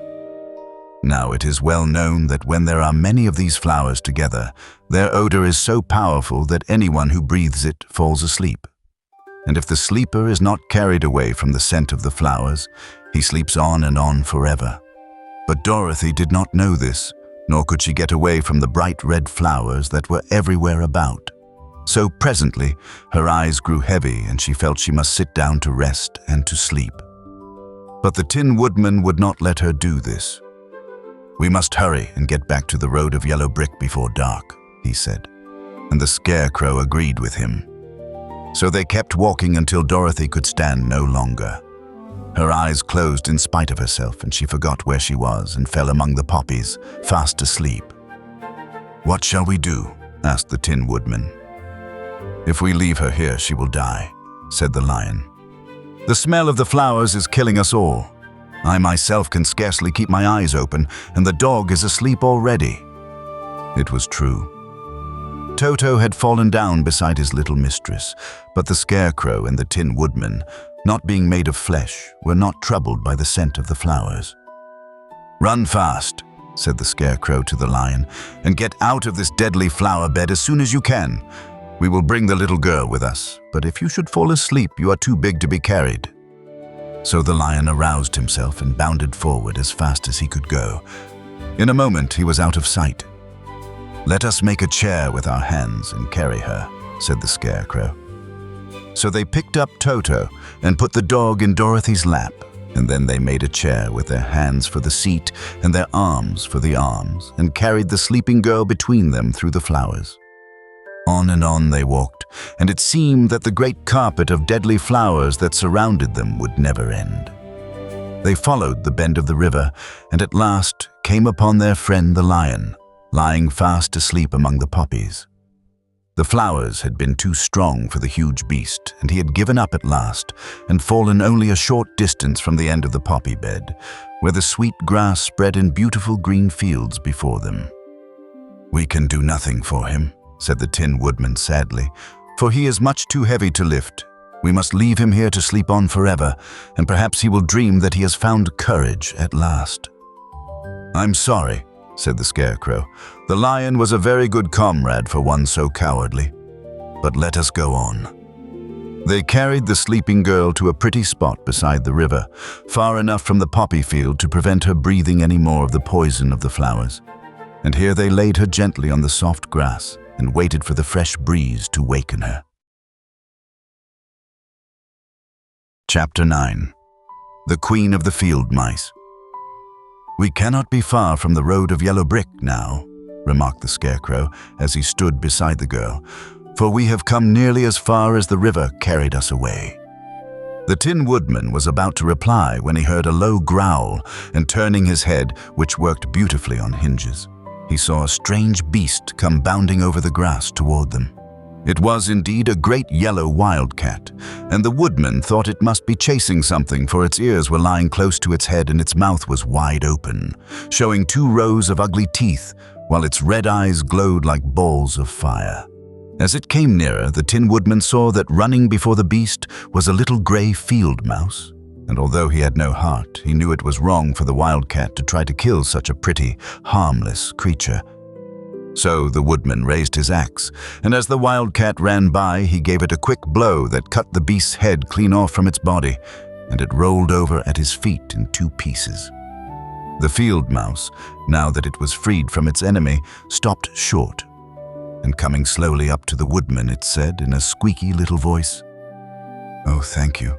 Thank you ever so much for saving my life." "Don't speak of it, I beg of you," replied the Woodman. "I have no heart, you know, so I am careful to help all those who may need a friend, even if it happens to be only a mouse." "Only a mouse?" cried the little animal indignantly. "Why, I am a queen, the queen of all the field mice." "Oh, indeed," said the Woodman, making a bow. "Therefore, you have done a great deed, as well as a brave one, in saving my life," added the Queen. At that moment, several mice were seen running up as fast as their little legs could carry them, and when they saw their queen, they exclaimed, "Oh, your majesty, we thought you would be killed. How did you manage to escape the great wildcat?" They all bowed so low to the little queen that they almost stood upon their heads. "This funny tin man," she answered, "killed the wildcat and saved my life. So hereafter you must all serve him and obey his slightest wish." "We will," cried all the mice in a shrill chorus. And then they scampered in all directions, for Toto had awakened from his sleep, and seeing all these mice around him, he gave one bark of delight and jumped right into the middle of the group. Toto had always loved to chase mice when he lived in Kansas, and he saw no harm in it. But the Tin Woodman caught the dog in his arms and held him tight while he called to the mice, come back, Toto shall not hurt you." At this, the Queen of the Mice stuck her head out from underneath a clump of grass and asked, in a timid voice, "Are you sure he will not bite us?"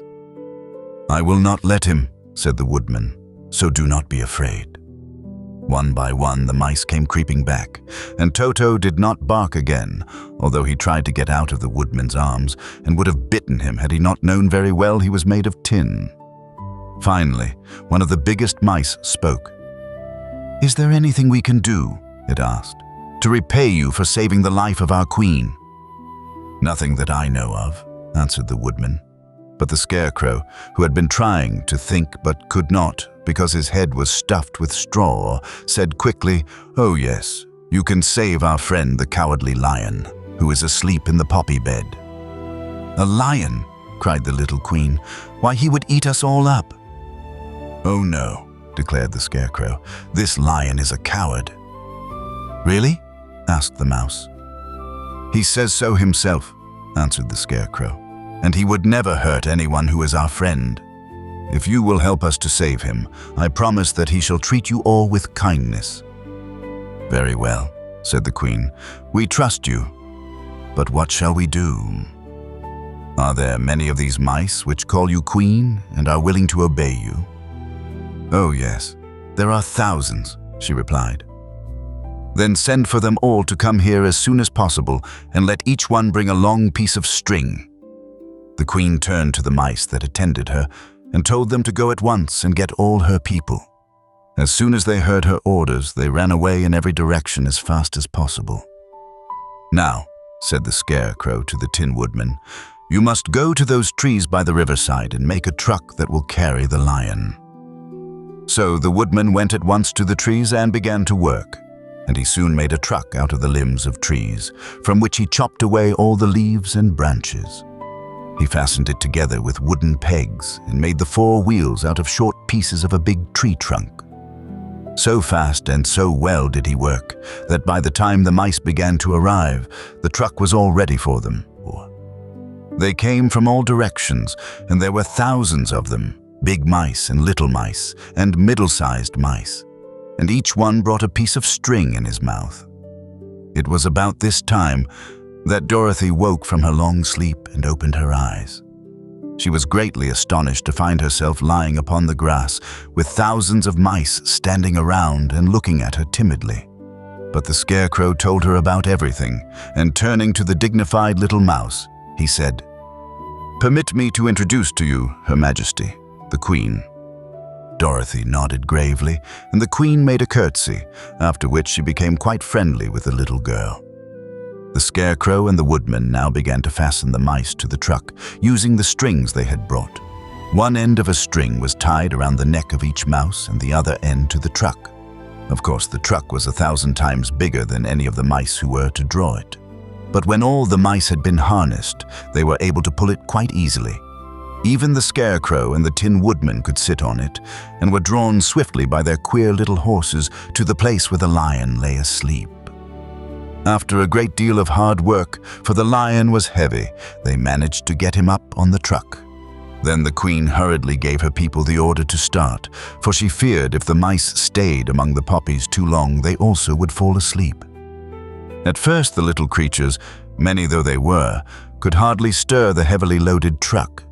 But the Woodman and the Scarecrow both pushed from behind, and they got along better. Soon they rolled the lion out of the poppy bed to the green fields, where he could breathe the sweet, fresh air again, instead of the poisonous scent of the flowers. Dorothy came to meet them and thanked the little mice warmly for saving her companion from death. She had grown so fond of the big lion, she was glad he had been rescued. Then the mice were unharnessed from the truck and scampered away through the grass to their homes. The Queen of the Mice was the last to leave. "If ever you need us again," she said, "come out into the field and call, and we shall hear you and come to your assistance. Goodbye." "Goodbye," they all answered, and away the Queen ran, while Dorothy held Toto tightly, lest he should run after her and frighten her. After this, they sat down beside the lion until he should awaken, and the Scarecrow brought Dorothy some fruit from a tree nearby, which she ate for her dinner. Chapter 10. The Guardian of the Gate. It was some time before the cowardly lion awakened, for he had lain among the poppies a long while, breathing in their deadly fragrance. But when he did open his eyes and roll off the truck, he was very glad to find himself still alive. "I ran as fast as I could," he said, sitting down and yawning, "but the flowers were too strong for me. How did you get me out?" Then they told him of the field mice and how they had generously saved him from death. And the cowardly lion laughed and said, "I have always thought myself very big and terrible. Yet such little things as flowers came near to killing me, and such small animals as mice have saved my life. How strange it all is. But comrades, what shall we do now?" "We must journey on until we find the road of yellow brick again," said Dorothy, "and then we can keep on to the Emerald City." So, the lion being fully refreshed and feeling quite himself again, they all started upon the journey, greatly enjoying the walk through the soft, fresh grass. And it was not long before they reached the road of yellow brick and turned again toward the Emerald City where the great Oz dwelt. The road was smooth and well paved now, and the country about was beautiful, so that the travelers rejoiced in leaving the forest far behind, and with it the many dangers they had met in its gloomy shades. Once more they could see fences built beside the road, but these were painted green, and when they came to a small house in which a farmer evidently lived, that also was painted green. They passed by several of these houses during the afternoon, and sometimes people came to the doors and looked at them as if they would like to ask questions. But no one came near them nor spoke to them because of the great lion, of which they were very much afraid. The people were all dressed in clothing of a lovely emerald green color and wore peaked hats like those of the Munchkins. "This must be the land of Oz," said Dorothy, "and we are surely getting near the Emerald City." "Yes," answered the Scarecrow. "Everything is green here, while in the country of the Munchkins, blue was the favorite color. But the people do not seem to be as friendly as the Munchkins, and I'm afraid we shall be unable to find a place to pass the night." "I should like something to eat besides fruit," said the girl, "and I'm sure Toto is nearly starved. Let us stop at the next house and talk to the people." So, when they came to a good-sized farmhouse, Dorothy walked boldly up to the door and knocked. A woman opened it just far enough to look out and said, "What do you want, child? And why is that great lion with you?" "We wish to pass the night with you, if you will allow us," answered Dorothy. "And the lion is my friend and comrade, and would not hurt you for the world." "Is he tame?" asked the woman, opening the door a little wider. "Oh yes," said the girl, "and he is a great coward too. He will be more afraid of you than you are of him." "Well," said the woman, after thinking it over and taking another peep at the lion, "if that is the case, you may come in, and I will give you some supper and a place to sleep." So they all entered the house, where there were, besides the woman, 2 children and a man. The man had hurt his leg and was lying on the couch in a corner. They seemed greatly surprised to see so strange a company, and while the woman was busy laying the table, the man asked, "Where are you all going?" "To the Emerald City," said Dorothy, "to see the great Oz." "Oh, indeed," exclaimed the man. "Are you sure that Oz will see you?" "Why not?" she replied. "Why, it is said that he never lets anyone come into his presence." I have been to the Emerald City many times, and it is a beautiful and wonderful place, but I have never been permitted to see the Great Oz, nor do I know of any living person who has seen him." "Does he never go out?" asked the Scarecrow. "Never. He sits day after day in the great throne room of his palace, and even those who wait upon him do not see him face to face." "What is he like?" asked the girl. "That is hard to tell," said the man thoughtfully. "You see, Oz is a great wizard and can take on any form he wishes, so that some say he looks like a bird, and some say he looks like an elephant, and some say he looks like a cat. To others, he appears as a beautiful fairy or a brownie, or in any other form that pleases him. But who the real Oz is, when he is in his own form, no living person can tell."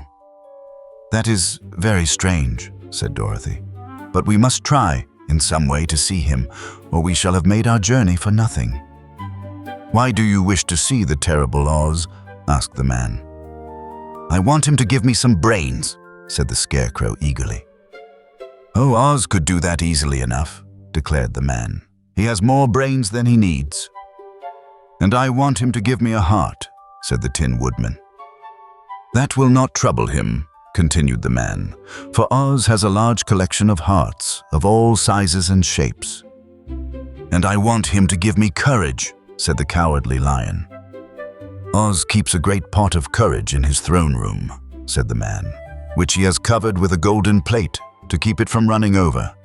He will be glad to give you some." "And I want him to send me back to Kansas," said Dorothy.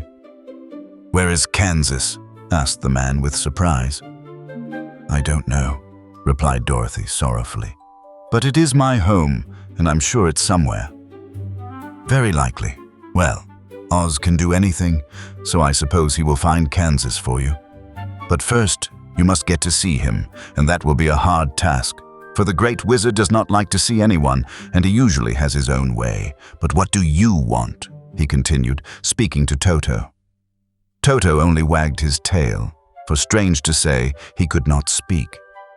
The woman now called to them that supper was ready.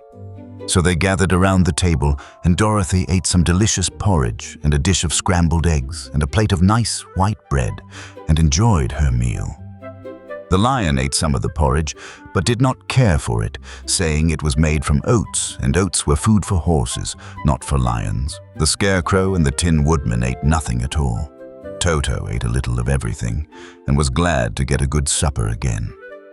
The woman now gave Dorothy a bed to sleep in, and Toto lay down beside her, while the lion guarded the door of her room so she might not be disturbed.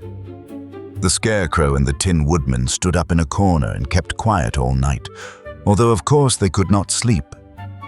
The next morning, as soon as the sun was up, they started on their way, and soon saw a beautiful green glow in the sky just before them. "That must be the Emerald City," said Dorothy.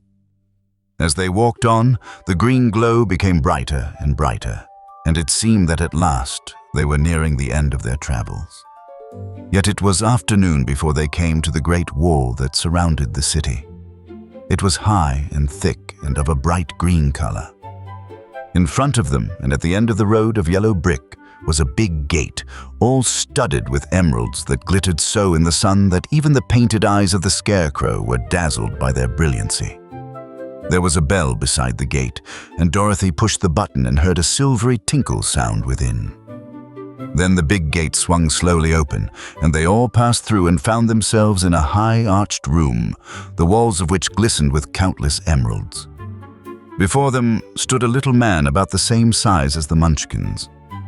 He was clothed all in green, from his head to his feet, and even his skin was of a greenish tint. At his side was a large green box. When he saw Dorothy and her companions, the man asked, "What do you wish in the Emerald City?" "We came here to see the Great Oz," said Dorothy. The man was so surprised at this answer that he sat down to think it over. "It has been many years since anyone asked me to see Oz," he said, shaking his head in perplexity. "He is powerful and terrible, and if you come on an idle or foolish errand to bother the wise reflections of the great wizard, he might be angry and destroy you all in an instant. But it is not a foolish errand, nor an idle one," replied the Scarecrow. "It is important, and we have been told that Oz is a good wizard." "So he is," said the Green Man, "and he rules the Emerald City wisely and well. But to those who are not honest, or who approach him from curiosity, he is most terrible, and few have ever dared ask to see his face. I am the guardian of the gates, and since you demand to see the great Oz, I must take you to his palace. But first, you must put on the spectacles." "Why?" asked Dorothy. "Because if you did not wear spectacles, the brightness and glory of the Emerald City would blind you. Even those who live in the city must wear spectacles night and day. They are all locked on, for Oz so ordered it when the city was first built, and I have the only key that will unlock them." He opened the big box, and Dorothy saw that it was filled with spectacles of every size and shape. All of them had green glasses in them. The guardian of the gates found a pair that would just fit Dorothy and put them over her eyes. There were 2 golden bands fastened to them that passed around the back of her head, where they were locked together by a little key that was at the end of a chain the guardian of the gates wore around his neck. When they were on, Dorothy could not take them off had she wished, but of course she did not wish to be blinded by the glare of the Emerald City, so she said nothing. Then the Green Man fitted spectacles for the Scarecrow and the Tin Woodman and the Lion, and even on little Toto, and all were locked fast with the key. Then the guardian of the gates put on his own glasses and told them he was ready to show them to the palace. Taking a big golden key from a peg on the wall, he opened another gate, and they all followed him through the portal into the streets of the Emerald City. Chapter 11. The Wonderful City of Oz. Even with eyes protected by the green spectacles, Dorothy and her friends were at first dazzled by the brilliancy of the wonderful city. The streets were lined with beautiful houses, all built of green marble and studded everywhere with sparkling emeralds. They walked over a pavement of the same green marble, and where the blocks were joined together were rows of emeralds set closely and glittering in the brightness of the sun. The window panes were of green glass. Even the sky above the city had a green tint, and the rays of the sun were green. There were many people, men, women, and children, walking about, and these were all dressed in green clothes and had greenish skins. They looked at Dorothy and her strangely assorted company with wondering eyes, and the children all ran away and hid behind their mothers when they saw the lion. But no one spoke to them. Many shops stood in the street, and Dorothy saw that everything in them was green. Green candy and green popcorn were offered for sale, as well as green shoes, green hats, and green clothes of all sorts. At one place, a man was selling green lemonade, and when the children bought it, Dorothy could see that they paid for it with green pennies. There seemed to be no horses nor animals of any kind. The men carried things around in little green carts, which they pushed before them. Everyone seemed happy and contented and prosperous. The guardian of the gates led them through the streets until they came to a big building, exactly in the middle of the city, which was the Palace of Oz, the Great Wizard. There was a soldier before the door, dressed in a green uniform and wearing a long green beard. "Here are strangers," said the guardian of the gates to him, "and they demand to see the Great Oz." "Step inside," answered the soldier, "and I will carry your message to him." So they passed through the palace gates and were led into a big room with a green carpet and lovely green furniture set with emeralds. The soldier made them all wipe their feet upon a green mat before entering this room. And when they were seated, he said politely, "Please make yourselves comfortable while I go to the door of the throne room and tell Oz you are here." They had to wait a long time before the soldier returned. When at last he came back, Dorothy asked, "Have you seen Oz?" "Oh no," returned the soldier. "I have never seen him, but I spoke to him as he sat behind his screen and gave him your message. He said he will grant you an audience if you so desire. But each one of you must enter his presence alone, and he will admit but one each day. Therefore, as you must remain in the palace for several days, I will have you shown to rooms where you may rest in comfort after your journey." "Thank you," replied the girl. "That is very kind of Oz." The soldier now blew upon a green whistle, and at once a young girl, dressed in a pretty green silk gown, entered the room. She had lovely green hair and green eyes, and she bowed low before Dorothy as she said, "Follow me, and I will show you your room." So Dorothy said goodbye to all her friends except Toto, and taking the dog in her arms, followed the green girl through 7 passages and up 3 flights of stairs until they came to a room at the front of the palace. It was the sweetest little room in the world, with a soft, comfortable bed that had sheets of green silk and a green velvet counterpane. There was a tiny fountain in the middle of the room that shot a spray of green perfume into the air to fall back into a beautifully carved green marble basin. Beautiful green flowers stood in the windows, and there was a shelf with a row of little green books. When Dorothy had time to open these books, she found them full of queer green pictures that made her laugh. They were so funny. In a wardrobe were many green dresses made of silk and satin and velvet, and all of them fitted Dorothy exactly. "Make yourself perfectly at home," said the green girl, "and if you wish for anything, ring the bell. Oz will send for you tomorrow morning." She left Dorothy alone and went back to the others. These she also led to rooms, and each one of them found himself lodged in a very pleasant part of the palace. Of course, this politeness was wasted on the Scarecrow, for when he found himself alone in his room, he stood stupidly in one spot, just within the doorway, to wait till morning. It would not rest him to lie down, and he could not close his eyes. So he remained all night staring at a little spider which was weaving its web in a corner of the room, just as if it were not one of the most wonderful rooms in the world. The Tin Woodman lay down on his bed from force of habit, for he remembered when he was made of flesh, but not being able to sleep, he passed the night moving his joints up and down to make sure they kept in good working order. The lion would have preferred a bed of dried leaves in the forest, and did not like being shut up in a room. But he had too much sense to let this worry him, so he sprang upon the bed and rolled himself up like a cat and purred himself asleep in a minute. The next morning, after breakfast, the Green Maiden came to fetch Dorothy, and she dressed her in one of the prettiest gowns, made of green brocaded satin.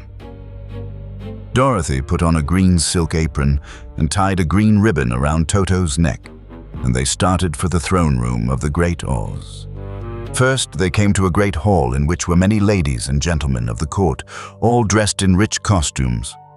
These people had nothing to do but talk to each other, but they always came to wait outside the throne room every morning, although they were never permitted to see Oz. As Dorothy entered, they looked at her curiously, and one of them whispered, "Are you really going to look upon the face of Oz the Terrible?" "Of course," answered the girl, "if he will see me." "Oh, he will see you," said the soldier who had taken her message to the wizard, "although he does not like to have people asked to see him. Indeed, at first he was angry and said I should send you back where you came from. Then he asked me what you looked like, and when I mentioned your silver shoes, he was very much interested.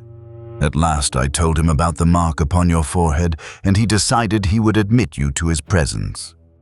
Just then a bell rang, and the green girl said to Dorothy, "That is the signal. You must go into the throne room alone." She opened a little door, and Dorothy walked boldly through and found herself in a wonderful place. It was a big round room with a high arched roof, and the walls and ceiling and floor were covered with large emeralds set closely together. In the center of the roof was a great light, as bright as the sun, which made the emeralds sparkle in a wonderful manner. But what interested Dorothy most was the big throne of green marble that stood in the middle of the room. It was shaped like a chair and sparkled with gems, as did everything else. In the center of the chair was an enormous head, without a body to support it or any arms or legs whatever. There was no hair upon this head, but it had eyes and a nose and mouth, and was much bigger than the head of the biggest giant. As Dorothy gazed upon this in wonder and fear, the eyes turned slowly and looked at her sharply and steadily. Then the mouth moved, and Dorothy heard a voice say, "I am Oz, the Great and Terrible. Who are you, and why do you seek me?" It was not such an awful voice as she had expected to come from the big head, so she took courage and answered, "I am Dorothy, the small and meek. I have come to you for help." The eyes looked at her thoughtfully for a full minute. Then said the voice, "Where did you get the silver shoes?" "I got them from the Wicked Witch of the East, when my house fell on her and killed her," she replied. "Where did you get the mark upon your forehead?" continued the voice. "That is where the good witch of the North kissed me when she bade me goodbye and sent me to you," said the girl. Again the eyes looked at her sharply, and they saw she was telling the truth. Then Oz asked, "What do you wish me to do?" "Send me back to Kansas, where my Aunt Em and Uncle Henry are," she answered earnestly. "I don't like your country, although it is so beautiful, and I am sure Aunt Em will be dreadfully worried over my being away so long." The eyes winked 3 times, and then they turned up to the ceiling and down to the floor and rolled around so queerly that they seemed to see every part of the room. And at last they looked at Dorothy again. "Why should I do this for you?" asked Oz. "Because you are strong, and I am weak. Because you are a great wizard, and I am only a little girl." "But you were strong enough to kill the Wicked Witch of the East," said Oz. "That just happened," returned Dorothy simply. "I could not help it." "Well," said the head, "I will give you my answer. You have no right to expect me to send you back to Kansas unless you do something for me in return. In this country, everyone must pay for everything he gets. If you wish me to use my magic power to send you home again, you must do something for me first. Help me, and I will help you." "What must I do?" asked the girl. "Kill the Wicked Witch of the West," answered Oz. "But I cannot," exclaimed Dorothy, greatly surprised. "You killed the Witch of the East, and you wear the silver shoes, which bear a powerful charm. There is now but one Wicked Witch left in all this land. And when you can tell me she is dead, I will send you back to Kansas. But not before." The little girl began to weep. She was so much disappointed, and the eyes winked again and looked upon her anxiously, as if the great Oz felt that she could help him if she would. "I never killed anything, willingly," she sobbed. "Even if I wanted to, how could I kill the Wicked Witch? If you, who are great and terrible, cannot kill her yourself, how do you expect me to do it?" "I do not know," said the head, "but that is my answer. And until the Wicked Witch dies, you will not see your uncle and aunt again. Remember that the witch is wicked, tremendously wicked, and ought to be killed. Now go, and do not ask to see me again until you have done your task." Sorrowfully, Dorothy left the throne room and went back where the lion and the Scarecrow and the Tin Woodman were waiting to hear what Oz had said to her. "There is no hope for me," she said sadly. "For Oz will not send me home until I have killed the Wicked Witch of the West, and that I can never do." Her friends were sorry, but could do nothing to help her, so Dorothy went to her own room and lay down on the bed and cried herself to sleep. The next morning, the soldier with the green whiskers came to the Scarecrow and said, "Come with me, for Oz has sent for you." So the Scarecrow followed him and was admitted into the great throne room, where he saw, sitting in the emerald throne, a most lovely lady. She was dressed in green silk gauze and wore upon her flowing green locks a crown of jewels. Growing from her shoulders were wings, gorgeous in color and so light that they fluttered if the slightest breath of air reached them. When the Scarecrow had bowed, as prettily as his straw stuffing would let him, before this beautiful creature, she looked upon him sweetly and said, "I am Oz, the great and terrible. Who are you, and why do you seek me?" Now the Scarecrow, who had expected to see the great head Dorothy had told him of, was much astonished, but he answered her bravely, "I am only a scarecrow, stuffed with straw. Therefore I have no brains, and I come to you praying that you will put brains in my head instead of straw, so that I may become as much a man as any other in your dominions." "Why should I do this for you?" asked the lady. "Because you are wise and powerful, and no one else can help me," answered the Scarecrow. "I never grant favors without some return," said Oz. but this much I will promise. If you will kill for me the Wicked Witch of the West, I will bestow upon you a great many brains, and such good brains that you will be the wisest man in all the land of Oz." "I thought you asked Dorothy to kill the witch," said the Scarecrow in surprise. "So I did. I don't care who kills her.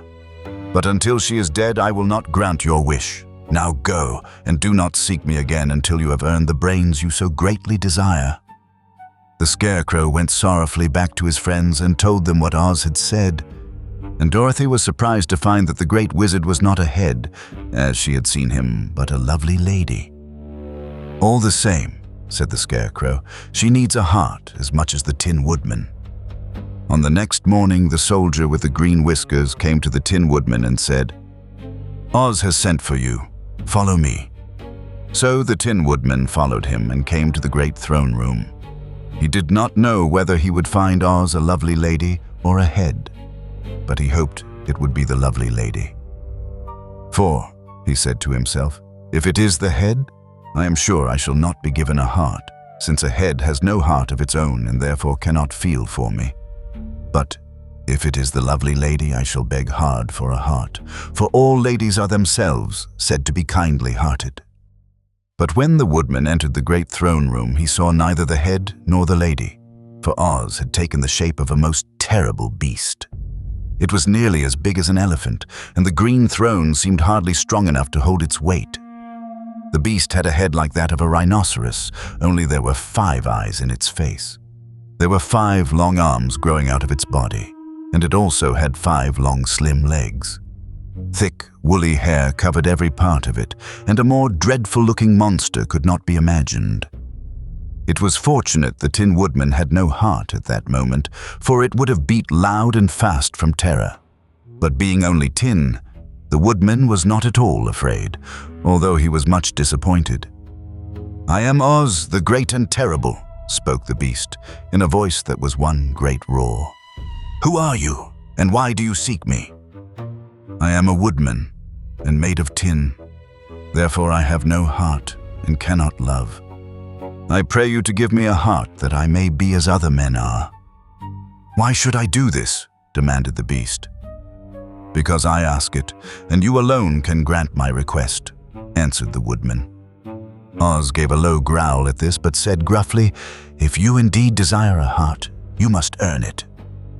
"How?" asked the woodman. "Help Dorothy to kill the Wicked Witch of the West," replied the beast. "When the witch is dead, come to me, and I will then give you the biggest and kindest and most loving heart in all the land of Oz." So the Tin Woodman was forced to return sorrowfully to his friends and tell them of the terrible beast he had seen. They all wondered greatly at the many forms the great wizard could take upon himself, and the lion said, "If he is a beast, when I go to see him, I shall roar my loudest, and so frighten him that he will grant all I ask. And if he is the lovely lady, I shall pretend to spring upon her, and so compel her to do my bidding. And if he is the great head, he will be at my mercy, for I will roll this head also about the room until he promises to give us what we desire.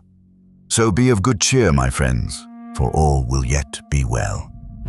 The next morning, the soldier with the green whiskers led the lion to the great throne room and bade him enter the presence of Oz.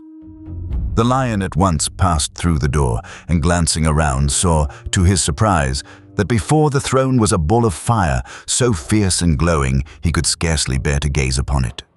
His first thought was that Oz had by accident caught on fire and was burning up.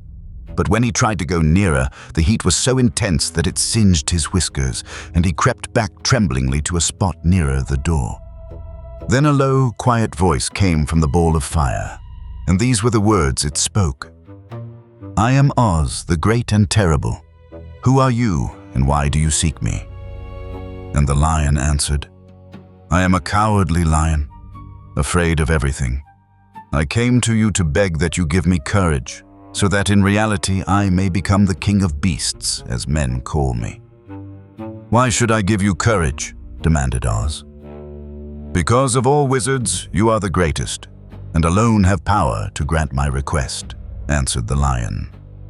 The ball of fire burned fiercely for a time, and the voice said, "Bring me proof that the wicked witch is dead, and that moment I will give you courage. But as long as the witch lives, you must remain a coward."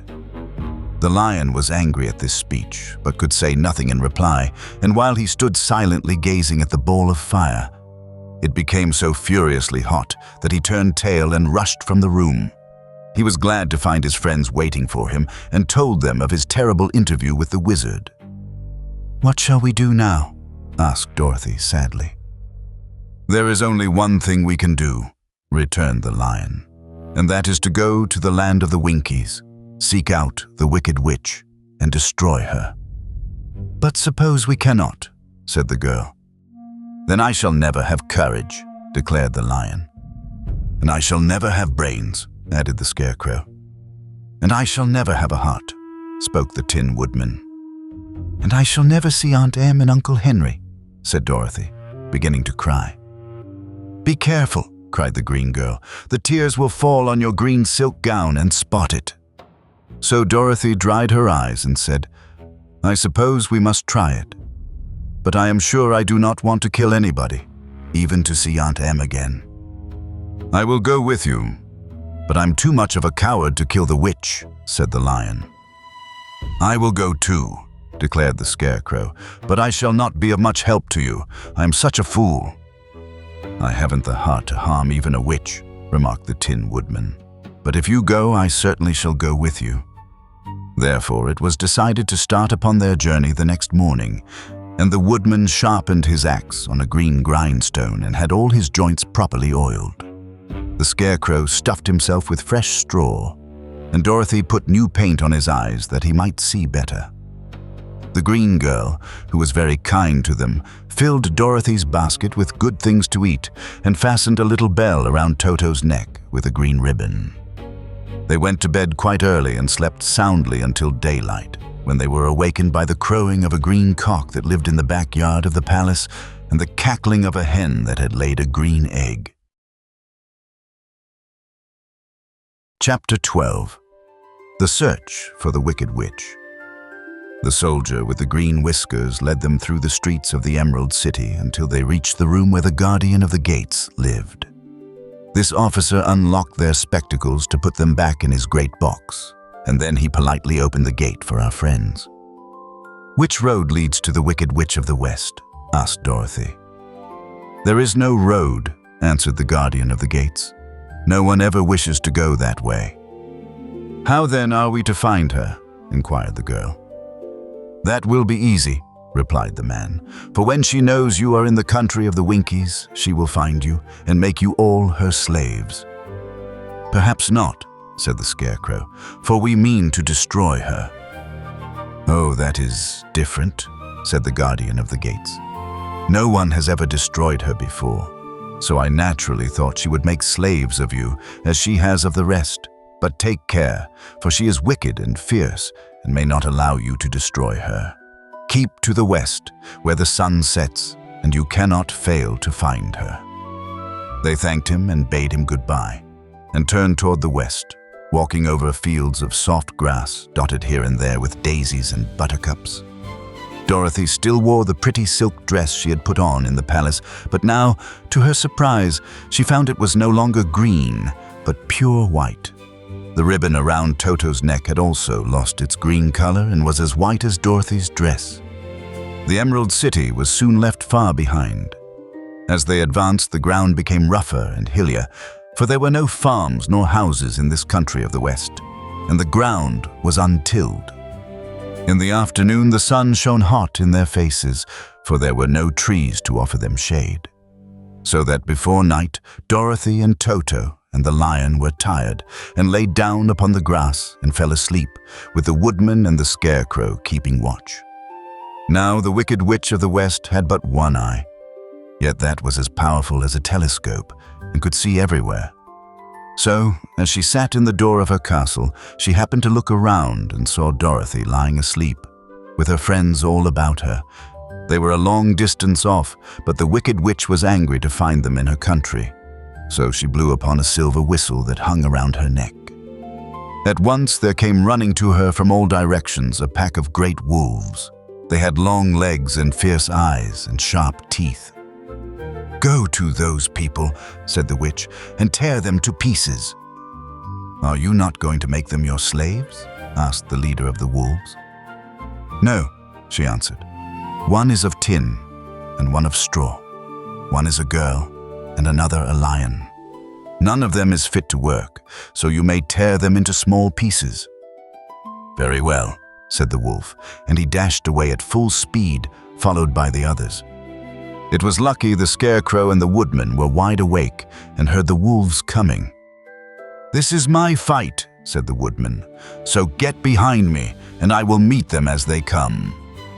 He seized his axe, which he had made very sharp, and as the leader of the wolves came on, the Tin Woodman swung his arm and chopped the wolf's head from its body, so that it immediately died. As soon as he could raise his axe, another wolf came up, and he also fell under the sharp edge of the Tin Woodman's weapon. There were 40 wolves, and 40 times a wolf was killed, so that at last they all lay dead in a heap before the Woodman. Then he put down his axe and sat beside the Scarecrow, who said, "It was a good fight, friend." They waited until Dorothy awoke the next morning. The little girl was quite frightened when she saw the great pile of shaggy wolves, but the Tin Woodman told her all. She thanked him for saving them and sat down to breakfast, after which they started again upon their journey. Now, this same morning, the Wicked Witch came to the door of her castle and looked out with her one eye that could see far off. She saw all her wolves lying dead and the strangers still traveling through her country. This made her angrier than before, and she blew her silver whistle twice. Straightway a great flock of wild crows came flying toward her, enough to darken the sky. And the Wicked Witch said to the King Crow, "Fly at once to the strangers, peck out their eyes and tear them to pieces." The wild crows flew in one great flock toward Dorothy and her companions. When the little girl saw them coming, she was afraid. But the Scarecrow said, "This is my battle, so lie down beside me, and you will not be harmed."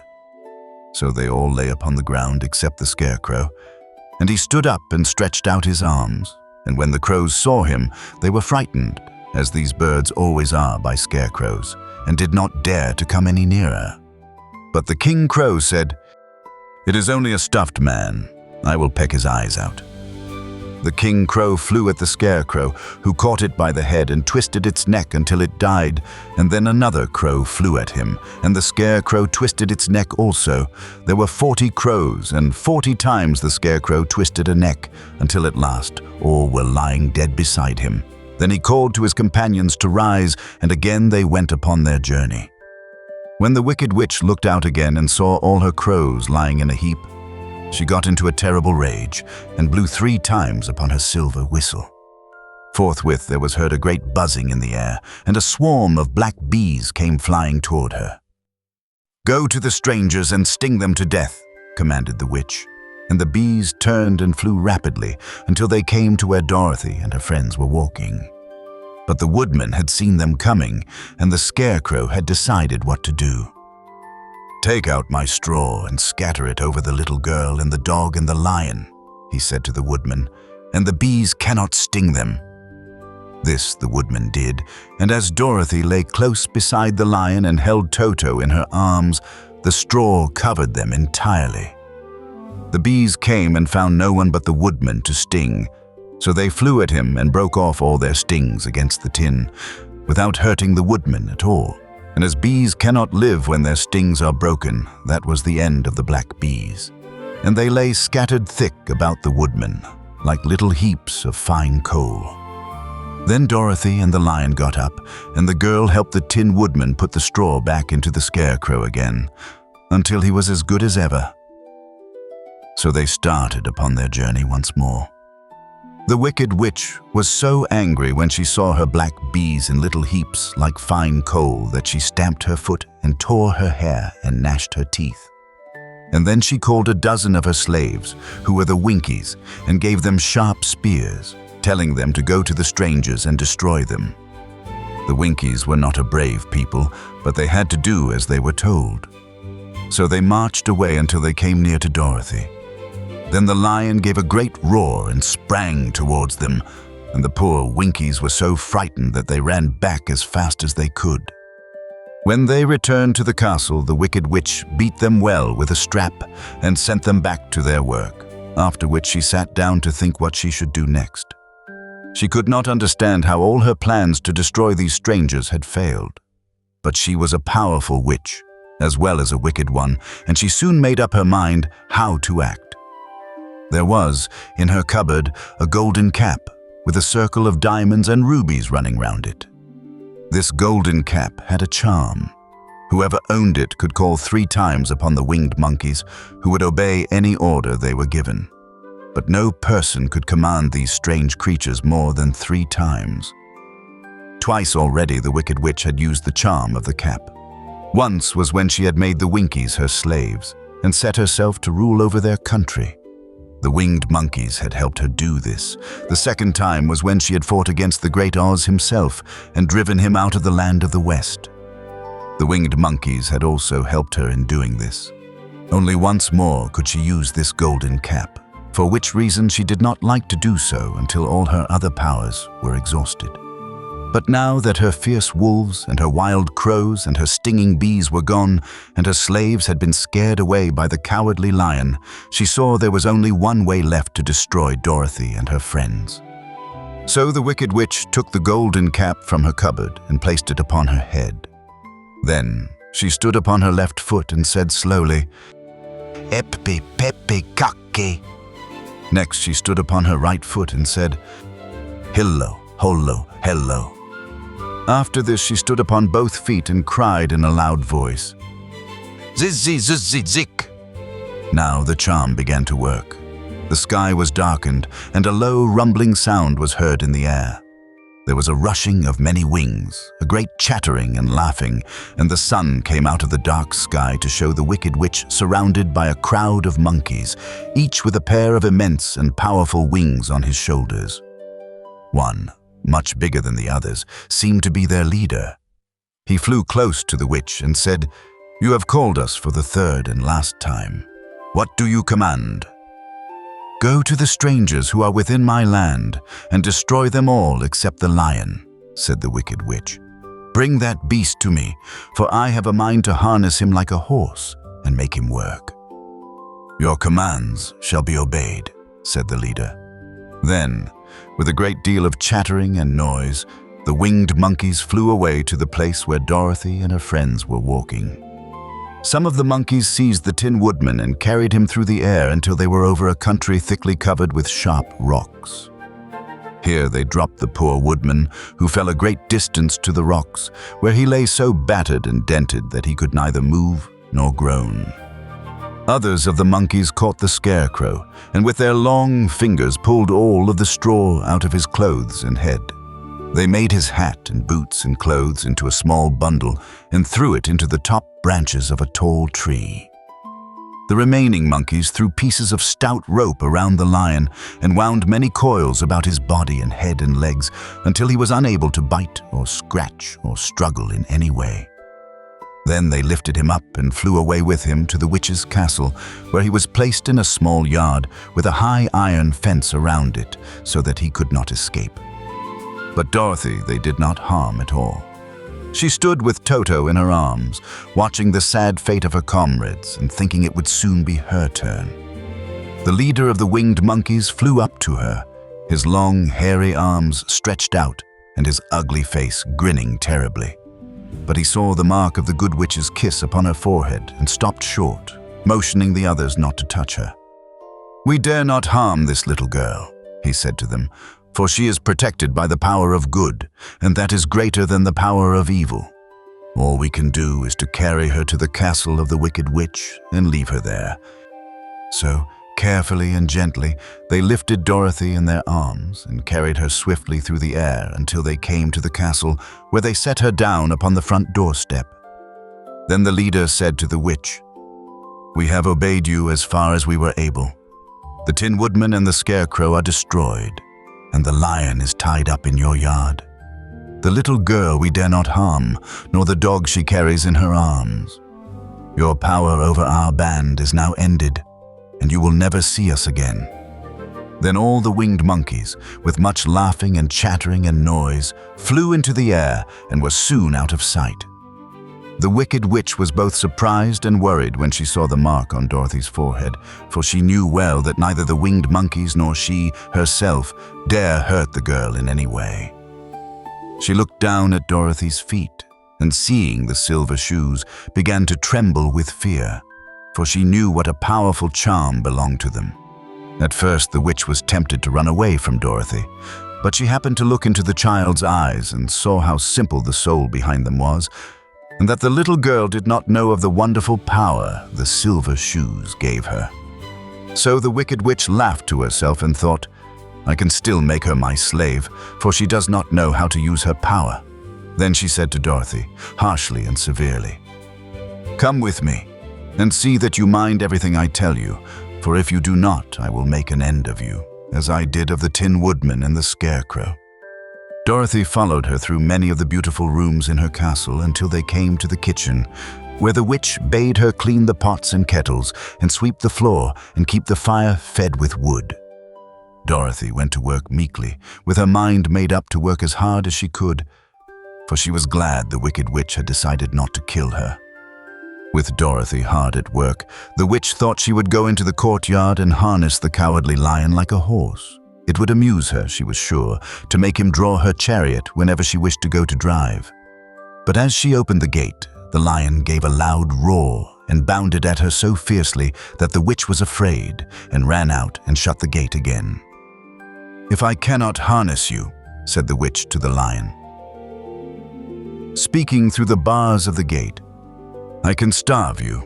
You shall have nothing to eat until you do as I wish." So after that she took no food to the imprisoned lion, but every day she came to the gate at noon and asked, "Are you ready to be harnessed like a horse?" And the lion would answer, "No, if you come in this yard, I will bite you." The reason the lion did not have to do as the witch wished was that every night, while the woman was asleep, Dorothy carried him food from the cupboard. After he had eaten, he would lie down on his bed of straw, and Dorothy would lie beside him and put her head on his soft, shaggy mane, while they talked of their troubles and tried to plan some way to escape. But they could find no way to get out of the castle, for it was constantly guarded by the Yellow Winkies, who were the slaves of the Wicked Witch and too afraid of her not to do as she told them. The girl had to work hard during the day, and often the witch threatened to beat her with the same old umbrella she always carried in her hand. But in truth, she did not dare to strike Dorothy because of the mark upon her forehead. The child did not know this and was full of fear for herself and Toto. Once the witch struck Toto a blow with her umbrella, and the brave little dog flew at her and bit her leg in return. The witch did not bleed where she was bitten, for she was so wicked that the blood in her had dried up many years before. Dorothy's life became very sad as she grew to understand that it would be harder than ever to get back to Kansas and Aunt Em again. Sometimes she would cry bitterly for hours, with Toto sitting at her feet and looking into her face, whining dismally to show how sorry he was for his little mistress. Toto did not really care whether he was in Kansas or the Land of Oz so long as Dorothy was with him. But he knew the little girl was unhappy, and that made him unhappy too. Now the Wicked Witch had a great longing to have for her own the silver shoes which the girl always wore. Her bees and her crows and her wolves were lying in heaps and drying up, and she had used up all the power of the golden cap. But if she could only get hold of the silver shoes, they would give her more power than all the other things she had lost. She watched Dorothy carefully to see if she ever took off her shoes, thinking she might steal them. But the child was so proud of her pretty shoes that she never took them off except at night and when she took her bath. The witch was too much afraid of the dark to dare go in Dorothy's room at night to take the shoes, and her dread of water was greater than her fear of the dark, so she never came near when Dorothy was bathing. Indeed, the old witch never touched water, nor ever let water touch her in any way. But the wicked creature was very cunning, and she finally thought of a trick that would give her what she wanted. She placed a bar of iron in the middle of the kitchen floor, and then by her magic arts made the iron invisible to human eyes. so that when Dorothy walked across the floor, she stumbled over the bar, not being able to see it, and fell at full length. She was not much hurt, but in her fall one of the silver shoes came off, and before she could reach it, the witch had snatched it away and put it on her own skinny foot. The wicked woman was greatly pleased with the success of her trick, for as long as she had one of the shoes, she owned half the power of their charm, and Dorothy could not use it against her, even had she known how to do so. The little girl, seeing she had lost one of her pretty shoes, grew angry and said to the witch, "Give me back my shoe." "I will not," retorted the witch, "for it is now my shoe and not yours." "You are a wicked creature," cried Dorothy. "You have no right to take my shoe from me." "I shall keep it, just the same," said the witch, laughing at her. "And someday I shall get the other one from you too." This made Dorothy so very angry that she picked up the bucket of water that stood near and dashed it over the witch, wetting her from head to foot. Instantly, the wicked woman gave a loud cry of fear, and then, as Dorothy looked at her in wonder, the witch began to shrink and fall away. "See what you have done," she screamed. "In a minute, I shall melt away." "I'm very sorry, indeed," said Dorothy, who was truly frightened to see the witch actually melting away like brown sugar before her very eyes. "Didn't you know water would be the end of me?" asked the witch in a wailing, despairing voice. "Of course not," answered Dorothy. "How should I?" "Well, in a few minutes I shall be all melted, and you will have the castle to yourself. I have been wicked in my day, but I never thought a little girl like you would ever be able to melt me and end my wicked deeds. Look out, here I go." With these words, the witch fell down in a brown, melted, shapeless mass and began to spread over the clean boards of the kitchen floor. Seeing that she had really melted away to nothing, Dorothy drew another bucket of water and threw it over the mess. She then swept it all out the door. After picking out the silver shoe, which was all that was left of the old woman, she cleaned and dried it with a cloth and put it on her foot again. Then, being at last free to do as she chose, she ran out to the courtyard to tell the lion that the Wicked Witch of the West had come to an end and that they were no longer prisoners in a strange land. Chapter 13. The Rescue.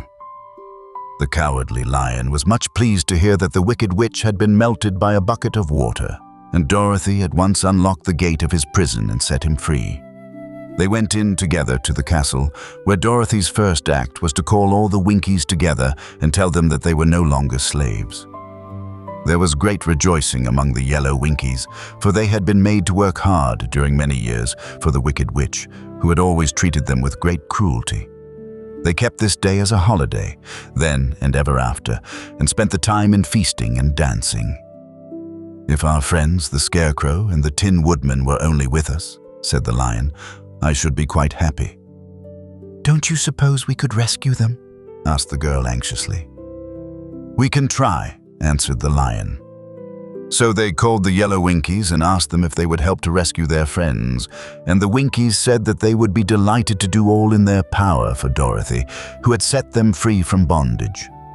So she chose a number of the Winkies who looked as if they knew the most, and they all started away. They traveled that day, and part of the next, until they came to the rocky plain where the Tin Woodman lay, all battered and bent. His axe was near him, but the blade was rusted and the handle broken off short.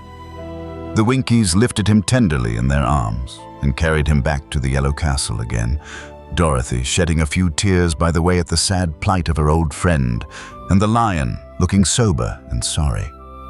When they reached the castle, Dorothy said to the Winkies, "Are any of your people tinsmiths?" "Oh yes, some of us are very good tinsmiths," they told her. "Then bring them to me," she said. And when the tinsmiths came, bringing with them all their tools in baskets, she inquired, "Can you straighten out those dents in the Tin Woodman and bend him back into shape again and solder him together where he is broken?"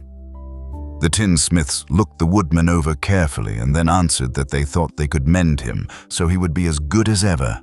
So they set to work in one of the big yellow rooms of the castle and worked for 3 days and 4 nights, hammering and twisting and bending and soldering and polishing and pounding at the legs and body and head of the Tin Woodman, until at last he was straightened out into his old form and his joints worked as well as ever. To be sure, there were several patches on him, but the tinsmiths did a good job, and as the Woodman was not a vain man, he did not mind the patches at all. When, at last, he walked into Dorothy's room and thanked her for rescuing him, he was so pleased that he wept tears of joy, and Dorothy had to wipe every tear carefully from his face with her apron so his joints would not be rusted. At the same time, her own tears fell thick and fast at the joy of meeting her old friend again, and these tears did not need to be wiped away. As for the lion, he wiped his eyes so often with the tip of his tail that it became quite wet, and he was obliged to go out into the courtyard and hold it in the sun till it dried. "If we only had the Scarecrow with us again," said the Tin Woodman, when Dorothy had finished telling him everything that had happened, "I should be quite happy." "We must try to find him," said the girl. So she called the Winkies to help her, and they walked all that day and part of the next, until they came to the tall tree in the branches of which the winged monkeys had tossed the Scarecrow's clothes. It was a very tall tree, and the trunk was so smooth that no one could climb it. But the Woodman said at once, "I'll chop it down, and then we can get the Scarecrow's clothes." Now, while the tinsmiths had been at work mending the Woodman himself, another of the Winkies, who was a goldsmith, had made an axe handle of solid gold and fitted it to the Woodman's axe instead of the old broken handle. Others polished the blade until all the rust was removed and it glistened like burnished silver. As soon as he had spoken, the Tin Woodman began to chop, and in a short time the tree fell over with a crash, whereupon the Scarecrow's clothes fell out of the branches and rolled off on the ground. Dorothy picked them up and had the Winkies carry them back to the castle, where they were stuffed with nice, clean straw. And behold, here was the Scarecrow, as good as ever, thanking them over and over again for saving him. Now that they were reunited, Dorothy and her friends spent a few happy days at the Yellow Castle, where they found everything they needed to make them comfortable. But one day the girl thought of Aunt Em and said, "We must go back to Oz and claim his promise." "Yes," said the Woodman, "at last I shall get my heart." "And I shall get my brains," added the Scarecrow joyfully. "And I shall get my courage," said the Lion thoughtfully. "And I shall get back to Kansas," cried Dorothy, clapping her hands. "Oh, let us start for the Emerald City tomorrow." This they decided to do. The next day they called the Winkies together and bade them goodbye. The Winkies were sorry to have them go, and they had grown so fond of the Tin Woodman that they begged him to stay and rule over them and the Yellow Land of the West. Finding they were determined to go, the Winkies gave Toto and the Lion each a golden collar, and to Dorothy they presented a beautiful bracelet studded with diamonds, and to the Scarecrow they gave a gold-headed walking stick to keep him from stumbling, and to the Tin Woodman they offered a silver oil can inlaid with gold and set with precious jewels. Every one of the travelers made the Winkies a pretty speech in return, and all shook hands with them until their arms ached. Dorothy went to the witch's cupboard to fill her basket with food for the journey, and there she saw the golden cap. She tried it on her own head and found that it fitted her exactly. She did not know anything about the charm of the golden cap, but she saw that it was pretty, so she made up her mind to wear it and carry her sunbonnet in the basket. Then, being prepared for the journey, they all started for the Emerald City, and the Winkies gave them 3 cheers and many good wishes to carry with them. Chapter 14. The Winged Monkeys. You will remember there was no road, not even a pathway, between the castle of the Wicked Witch and the Emerald City. When the 4 travelers went in search of the witch, she had seen them coming, and so sent the winged monkeys to bring them to her. It was much harder to find their way back through the big fields of buttercups and yellow daisies than it was being carried. They knew, of course, they must go straight east toward the rising sun. And they started off in the right way, but at noon, When the sun was over their heads, they did not know which was east and which was west, and that was the reason they were lost in the great fields. They kept on walking, however, and at night the moon came out and shone brightly. So they lay down among the sweet-smelling yellow flowers and slept soundly until morning, all but the Scarecrow and the Tin Woodman. The next morning the sun was behind a cloud, but they started on, as if they were quite sure which way they were going. "If we walk far enough," said Dorothy, "I am sure we shall sometime come to some place." But day by day passed away, and they still saw nothing before them but the scarlet fields. The Scarecrow began to grumble a bit. "We have surely lost our way," he said, "and unless we find it again in time to reach the Emerald City, I shall never get my brains." "Nor I my heart," declared the Tin Woodman. "It seems to me I can scarcely wait till I get to Oz, and you must admit this is a very long journey." "You see," said the Cowardly Lion with a whimper, "I haven't the courage to keep tramping forever without getting anywhere at all." Then Dorothy lost heart. She sat down on the grass and looked at her companions, and they sat down and looked at her, and Toto found that for the first time in his life he was too tired to chase a butterfly that flew past his head. So he put out his tongue and panted and looked at Dorothy as if to ask what they should do next. "Suppose we call the field mice," she suggested. "They could probably tell us the way to the Emerald City." "To be sure they could," cried the Scarecrow. "Why didn't we think of that before?" Dorothy blew the little whistle she had always carried about her neck since the Queen of the Mice had given it to her. In a few minutes they heard the pattering of tiny feet, and many of the small gray mice came running up to her. Among them was the Queen herself, who asked in her squeaky little voice, "What can I do for my friends?" "We have lost our way," said Dorothy. "Can you tell us where the Emerald City is?" "Certainly," answered the Queen, "but it is a great way off, for you have had it at your backs all this time." Then she noticed Dorothy's golden cap and said, "Why don't you use the charm of the cap and call the winged monkeys to you? They will carry you to the City of Oz in less than an hour." "I didn't know there was a charm," answered Dorothy in surprise. "What is it?" "It is written inside the golden cap," replied the Queen of the Mice. "But if you are going to call the winged monkeys, we must run away, for they are full of mischief and think it great fun to plague us." "Won't they hurt me?" asked the girl anxiously. "Oh no, they must obey the wearer of the cap. Goodbye." And she scampered out of sight, with all the mice hurrying after her. Dorothy looked inside the golden cap and saw some words written upon the lining. These, she thought, must be the charm, so she read the directions carefully and put the cap upon her head. At the "Pepe-pepe-kake," she said, standing on her left foot. "What did you say?" asked the Scarecrow, who did not know what she was doing. "Hello, hello, hello," Dorothy went on, standing this time on her right foot. "Hello," replied the Tin Woodman calmly. "Seek," said Dorothy, who was now standing on both feet. This ended the saying of the charm, and they heard a great chattering and flapping of wings as the band of winged monkeys flew up to them. The king bowed low before Dorothy and asked, "What is your command?" "We wish to go to the Emerald City," said the child, "and we have lost our way." "We will carry you," replied the king, and no sooner had he spoken than two of the monkeys caught Dorothy in their arms and flew away with her. Others took the Scarecrow and the Woodman and the Lion, and one little monkey seized Toto and flew after them, although the dog tried hard to bite him.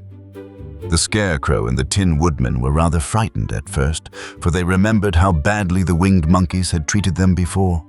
But they saw that no harm was intended, so they rode through the air quite cheerfully and had a fine time looking at the pretty gardens and woods far below them. Dorothy found herself riding easily between two of the biggest monkeys, one of them the king himself.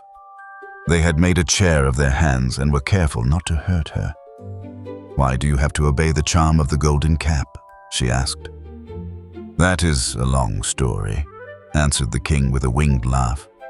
"But as we have a long journey before us, I will pass the time by telling you about it, if you wish." "I shall be glad to hear it," she replied. "Once," began the leader, "we were a free people, living happily in the great forest, flying from tree to tree, eating nuts and fruit, and doing just as we pleased, without calling anybody master. Perhaps some of us were rather too full of mischief at times, flying down to pull the tails of the animals that had no wings, chasing birds, and throwing nuts at the people who walked in the forest. But we were careless and happy and full of fun, and enjoyed every minute of the day. This was many years ago, long before Oz came out of the clouds to rule over this land. There lived here then, away at the north, a beautiful princess who was also a powerful sorceress. All her magic was used to help the people, and she was never known to hurt anyone who was good. Her name was Gaylette, and she lived in a handsome palace built from great blocks of ruby. Everyone loved her, but her greatest sorrow was that she could find no one to love in return, since all the men were much too stupid and ugly to mate with one so beautiful and wise. At last, however, she found a boy who was handsome and manly and wise beyond his years. Gaylette made up her mind that when he grew to be a man, she would make him her husband, so she took him to her ruby palace and used all her magic powers to make him as strong and good and lovely as any woman could wish. When he grew to manhood, Quelala, as he was called, was said to be the best and wisest man in all the land, while his manly beauty was so great that Gaylette loved him dearly and hastened to make everything ready for the wedding. My grandfather was at that time the king of the winged monkeys, which lived in the forest near Gaylette's palace, and the old fellow loved a joke better than a good dinner. One day, just before the wedding, my grandfather was flying out with his band when he saw Quelala walking beside the river. He was dressed in a rich costume of pink silk and purple velvet, and my grandfather thought he would see what he could do. At his word, the band flew down and seized Quelala, carried him in their arms until they were over the middle of the river, and then dropped him into the water. "Swim out, my fine fellow," cried my grandfather, "and see if the water has spotted your clothes."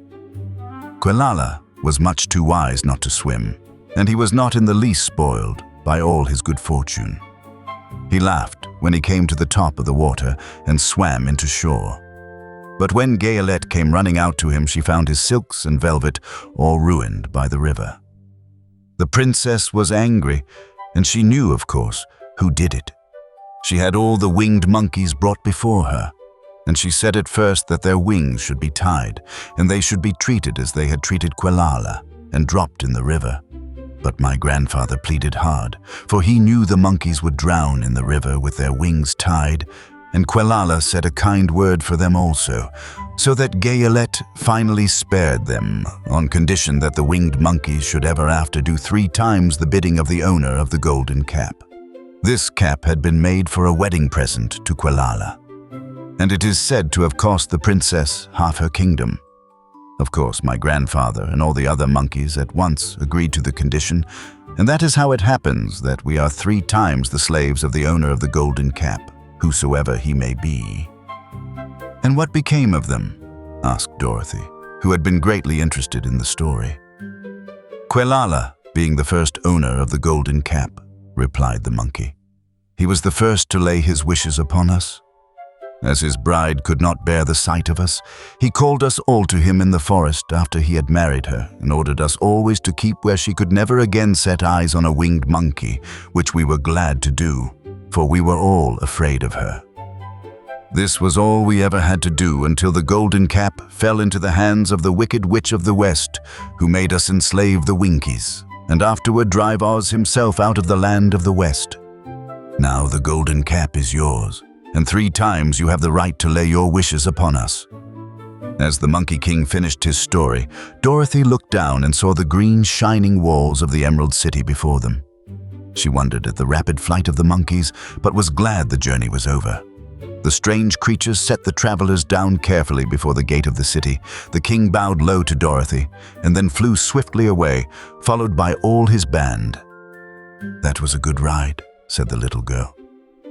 "Yes, "And a quick way out of our troubles," replied the lion. "How lucky it was you brought away that wonderful cap." Chapter 15. The Discovery of Oz. The Terrible. The four travelers walked up to the great gate of Emerald City and rang the bell. After ringing several times, it was opened by the same guardian of the gates they had met before. "What? Are you back again?" he asked in surprise. "Do you not see us?" answered the Scarecrow. "But I thought you had gone to visit the Wicked Witch of the West." "We did visit her," said the Scarecrow. "And she let you go again?" asked the man in wonder. "She could not help it, for she is melted," explained the Scarecrow. "Melted? Well, that is good news indeed," said the man. "Who melted her?" "It was Dorothy," said the lion gravely. "Good gracious," exclaimed the man, and he bowed very low indeed before her.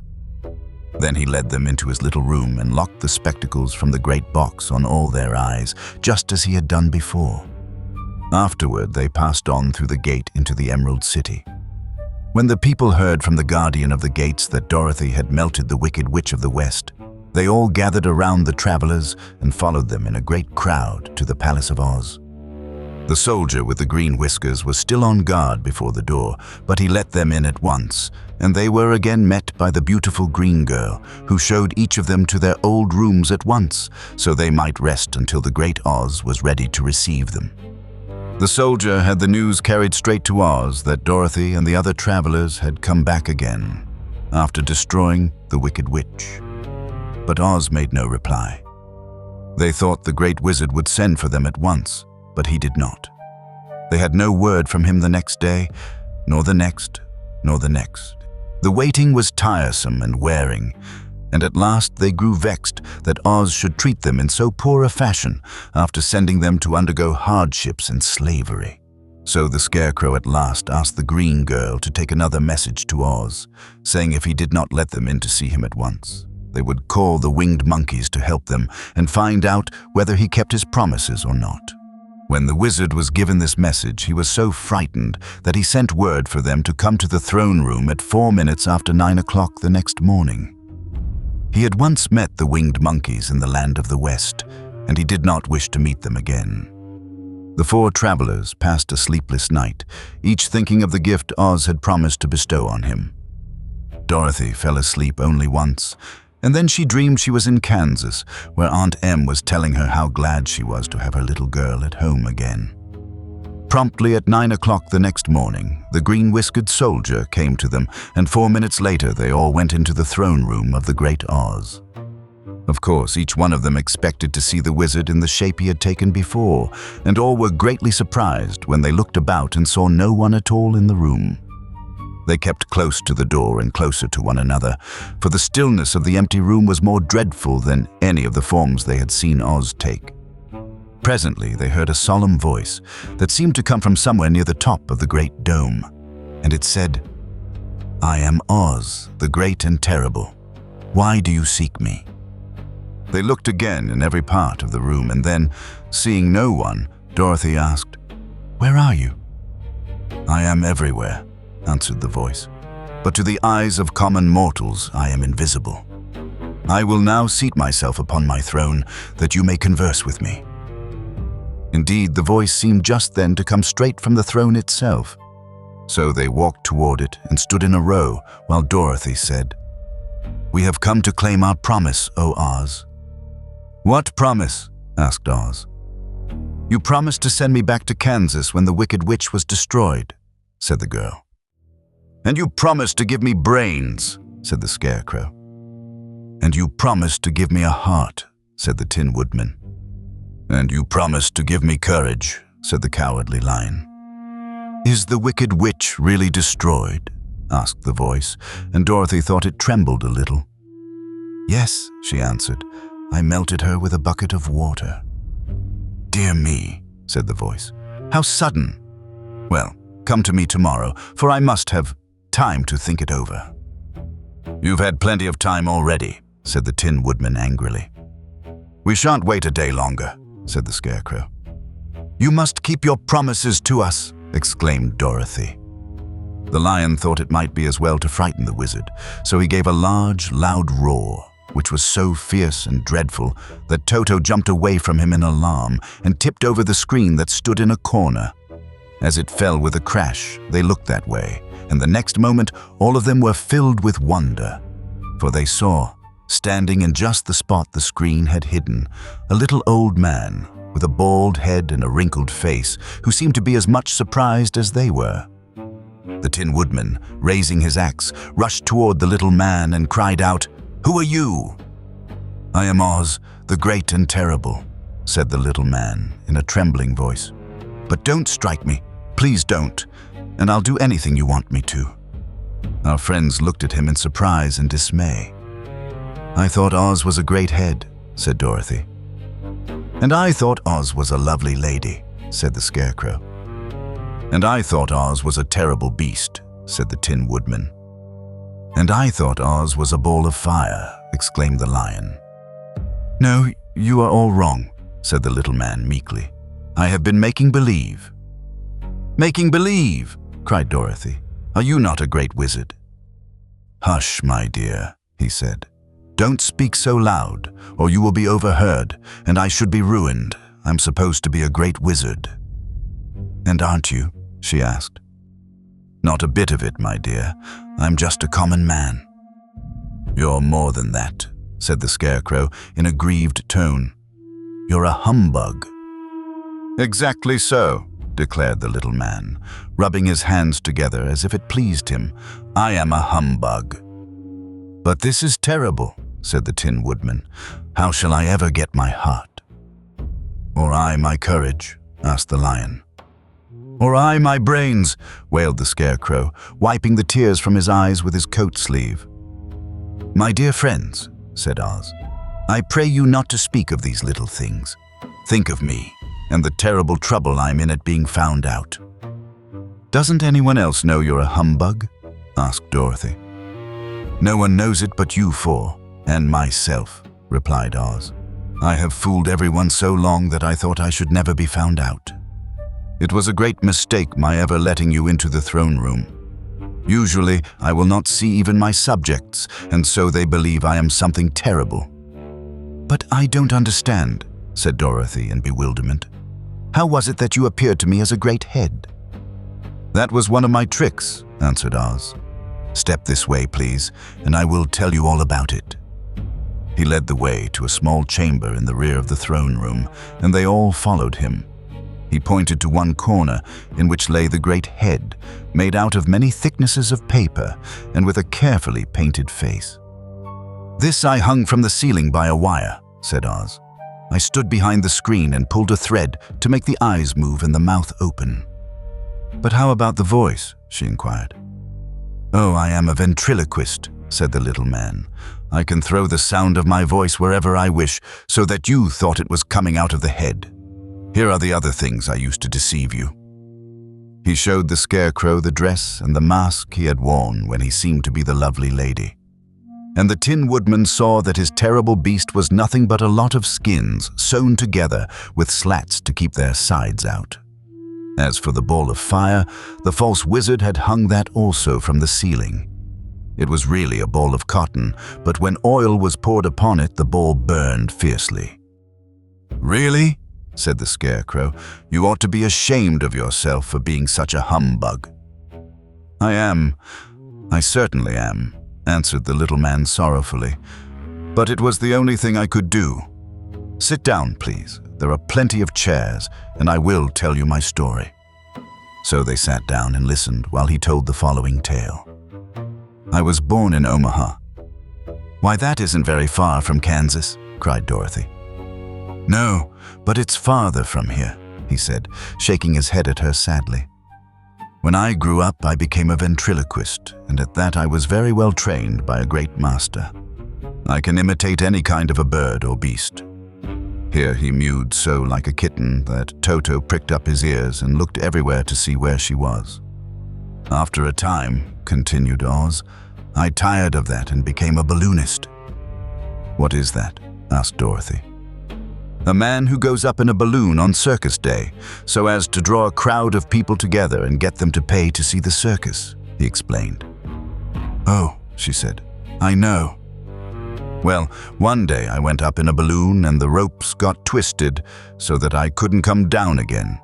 It went way up above the clouds, so far that a current of air struck it and carried it many, many miles away. For a day and a night, I traveled through the air, and on the morning of the second day I awoke and found the balloon floating over a strange and beautiful country. It came down gradually, and I was not hurt a bit, but I found myself in the midst of a strange people who, seeing me come from the clouds, thought I was a great wizard. Of course I let them think so, because they were afraid of me, and promised to do anything I wished them to. Just to amuse myself and keep the good people busy, I ordered them to build this city and my palace, and they did it all willingly and well. Then I thought, as the country was so green and beautiful, I would call it the Emerald City. And to make the name fit better, I put green spectacles on all the people so that everything they saw was green." "But isn't everything here green?" asked Dorothy. "No more than in any other city," replied Oz. "But when you wear green spectacles, why, of course, everything you see looks green to you." The Emerald City was built a great many years ago, for I was a young man when the balloon brought me here, and I'm a very old man now. But my people have worn green glasses on their eyes so long that most of them think it really is an Emerald City. And it certainly is a beautiful place, abounding in jewels and precious metals, and every good thing that is needed to make one happy. I have been good to the people, and they like me. But ever since this palace was built, I have shut myself up and would not see any of them. One of my greatest fears was the witches, for while I had no magical powers at all, I soon found out that the witches were really able to do wonderful things. There were 4 of them in this country, and they ruled the people who live in the north and south and east and west. Fortunately, the witches of the north and south were good, and I knew they would do me no harm. But the witches of the east and west were terribly wicked, and had they not thought I was more powerful than they themselves, they would surely have destroyed me. As it was, I lived in deadly fear of them for many years. So you can imagine how pleased I was when I heard your house had fallen on the wicked witch of the east. When you came to me, I was willing to promise anything if you would only do away with the other witch. But now that you have melted her, I'm ashamed to say that I cannot keep my promises." "I think you are a very bad man," said Dorothy. "Oh no, my dear. I'm really a very good man, but I'm a very bad wizard, I must admit." "Can't you give me brains?" asked the Scarecrow. "You don't need them. You are learning something every day. A baby has brains, but it doesn't know much. Experience is the only thing that brings knowledge, and the longer you are on Earth, the more experience you are sure to get." "That may all be true," said the Scarecrow, "but I shall be very unhappy unless you give me brains." The false wizard looked at him carefully. "Well," he said with a sigh, "I'm not much of a magician, as I said, but if you will come to me tomorrow morning, I will stuff your head with brains. I cannot tell you how to use them, however. You must find that out for yourself." "Oh, thank you, cried the Scarecrow. "I'll find a way to use them, never fear." "But how about my courage?" asked the lion anxiously. "You have plenty of courage, I am sure," answered Oz.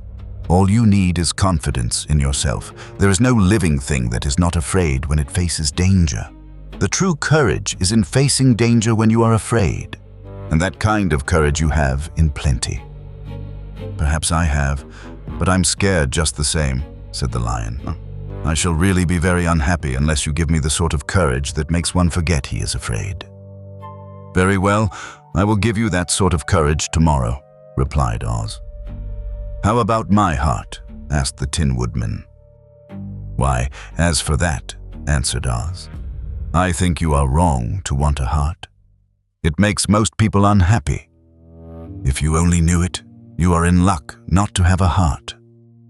"That must be a matter of opinion," said the Tin Woodman.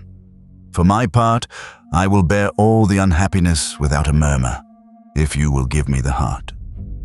"Very well," answered Oz meekly, Come to me tomorrow, and you shall have a heart. I have played wizard for so many years that I may as well continue the part a little longer." "And now," said Dorothy, "how am I to get back to Kansas?" "We shall have to think about that," replied the little man. "Give me 2 or 3 days to consider the matter, and I'll try to find a way to carry you over the desert. In the meantime, you shall all be treated as my guests. And while you live in the palace, my people will wait upon you and obey your slightest wish. There is only one thing I ask in return for my help, such as it is. You must keep my secret and tell no one I am a humbug." They agreed to say nothing of what they had learned and went back to their rooms in high spirits. Even Dorothy had hoped that the great and terrible Humbug, as she called him, would find a way to send her back to Kansas, and if he did, she was willing to forgive him everything. Chapter 16. The Magic Art of the Great Humbug. Next morning, the Scarecrow said to his friends, "Congratulate me. I am going to Oz to get my brains at last. When I return, I shall be as other men are." "I have always liked you as you were," said Dorothy simply. "It is kind of you to like a scarecrow," he replied. "But surely you will think more of me when you hear the splendid thoughts my new brain is going to turn out." Then he said goodbye to them all in a cheerful voice and went to the throne room, where he rapped upon the door. "Come in," said Oz. The Scarecrow went in and found the little man sitting down by the window, engaged in deep thought. "I have come for my brains," remarked the Scarecrow, a little uneasily. "Oh yes, sit down in that chair, please," replied Oz. "You must excuse me for taking your head off, but I shall have to do it in order to put your brains in their proper place." "That's all right," said the Scarecrow. "You are quite welcome to take my head off, as long as it will be a better one when you put it on again." So the wizard unfastened his head and emptied out the straw. Then he entered the back room and took up a measure of bran, which he mixed with a great many pins and needles. Having shaken them together thoroughly, he filled the top of the Scarecrow's head with the mixture and stuffed the rest of the space with straw to hold it in place. When he had fastened the Scarecrow's head on his body again, he said to him, "Hereafter you will be a great man, for I have given you a lot of brand new brains." The Scarecrow was both pleased and proud at the fulfillment of his greatest wish, and having thanked Oz warmly, he went back to his friends. Dorothy looked at him curiously. His head was quite bulged out at the top with brains. "How do you feel?" she asked. "I feel wise indeed," he answered earnestly. "When I get used to my brains, I shall know everything." "Why are those needles and pins sticking out of your head?" asked the Tin Woodman. "That is proof that he is sharp," remarked the Lion. "Well, I must go to Oz and get my heart," said the Woodman. So he walked to the throne room and knocked at the door. "Come in," called Oz, and the Woodman entered and said, "I have come for my heart." "Very well," answered the little man, "but I shall have to cut a hole in your breast, so I can put your heart in the right place. I hope it won't hurt you." "Oh no," answered the Woodman. "I shall not feel it at all." So Oz brought a pair of tinsmith's shears and cut a small square hole in the left side of the Tin Woodman's breast. Then, going to a chest of drawers, he took out a pretty heart made entirely of silk and stuffed with sawdust. "Isn't it a beauty?" he asked. "It is indeed," replied the Woodman, who was greatly pleased.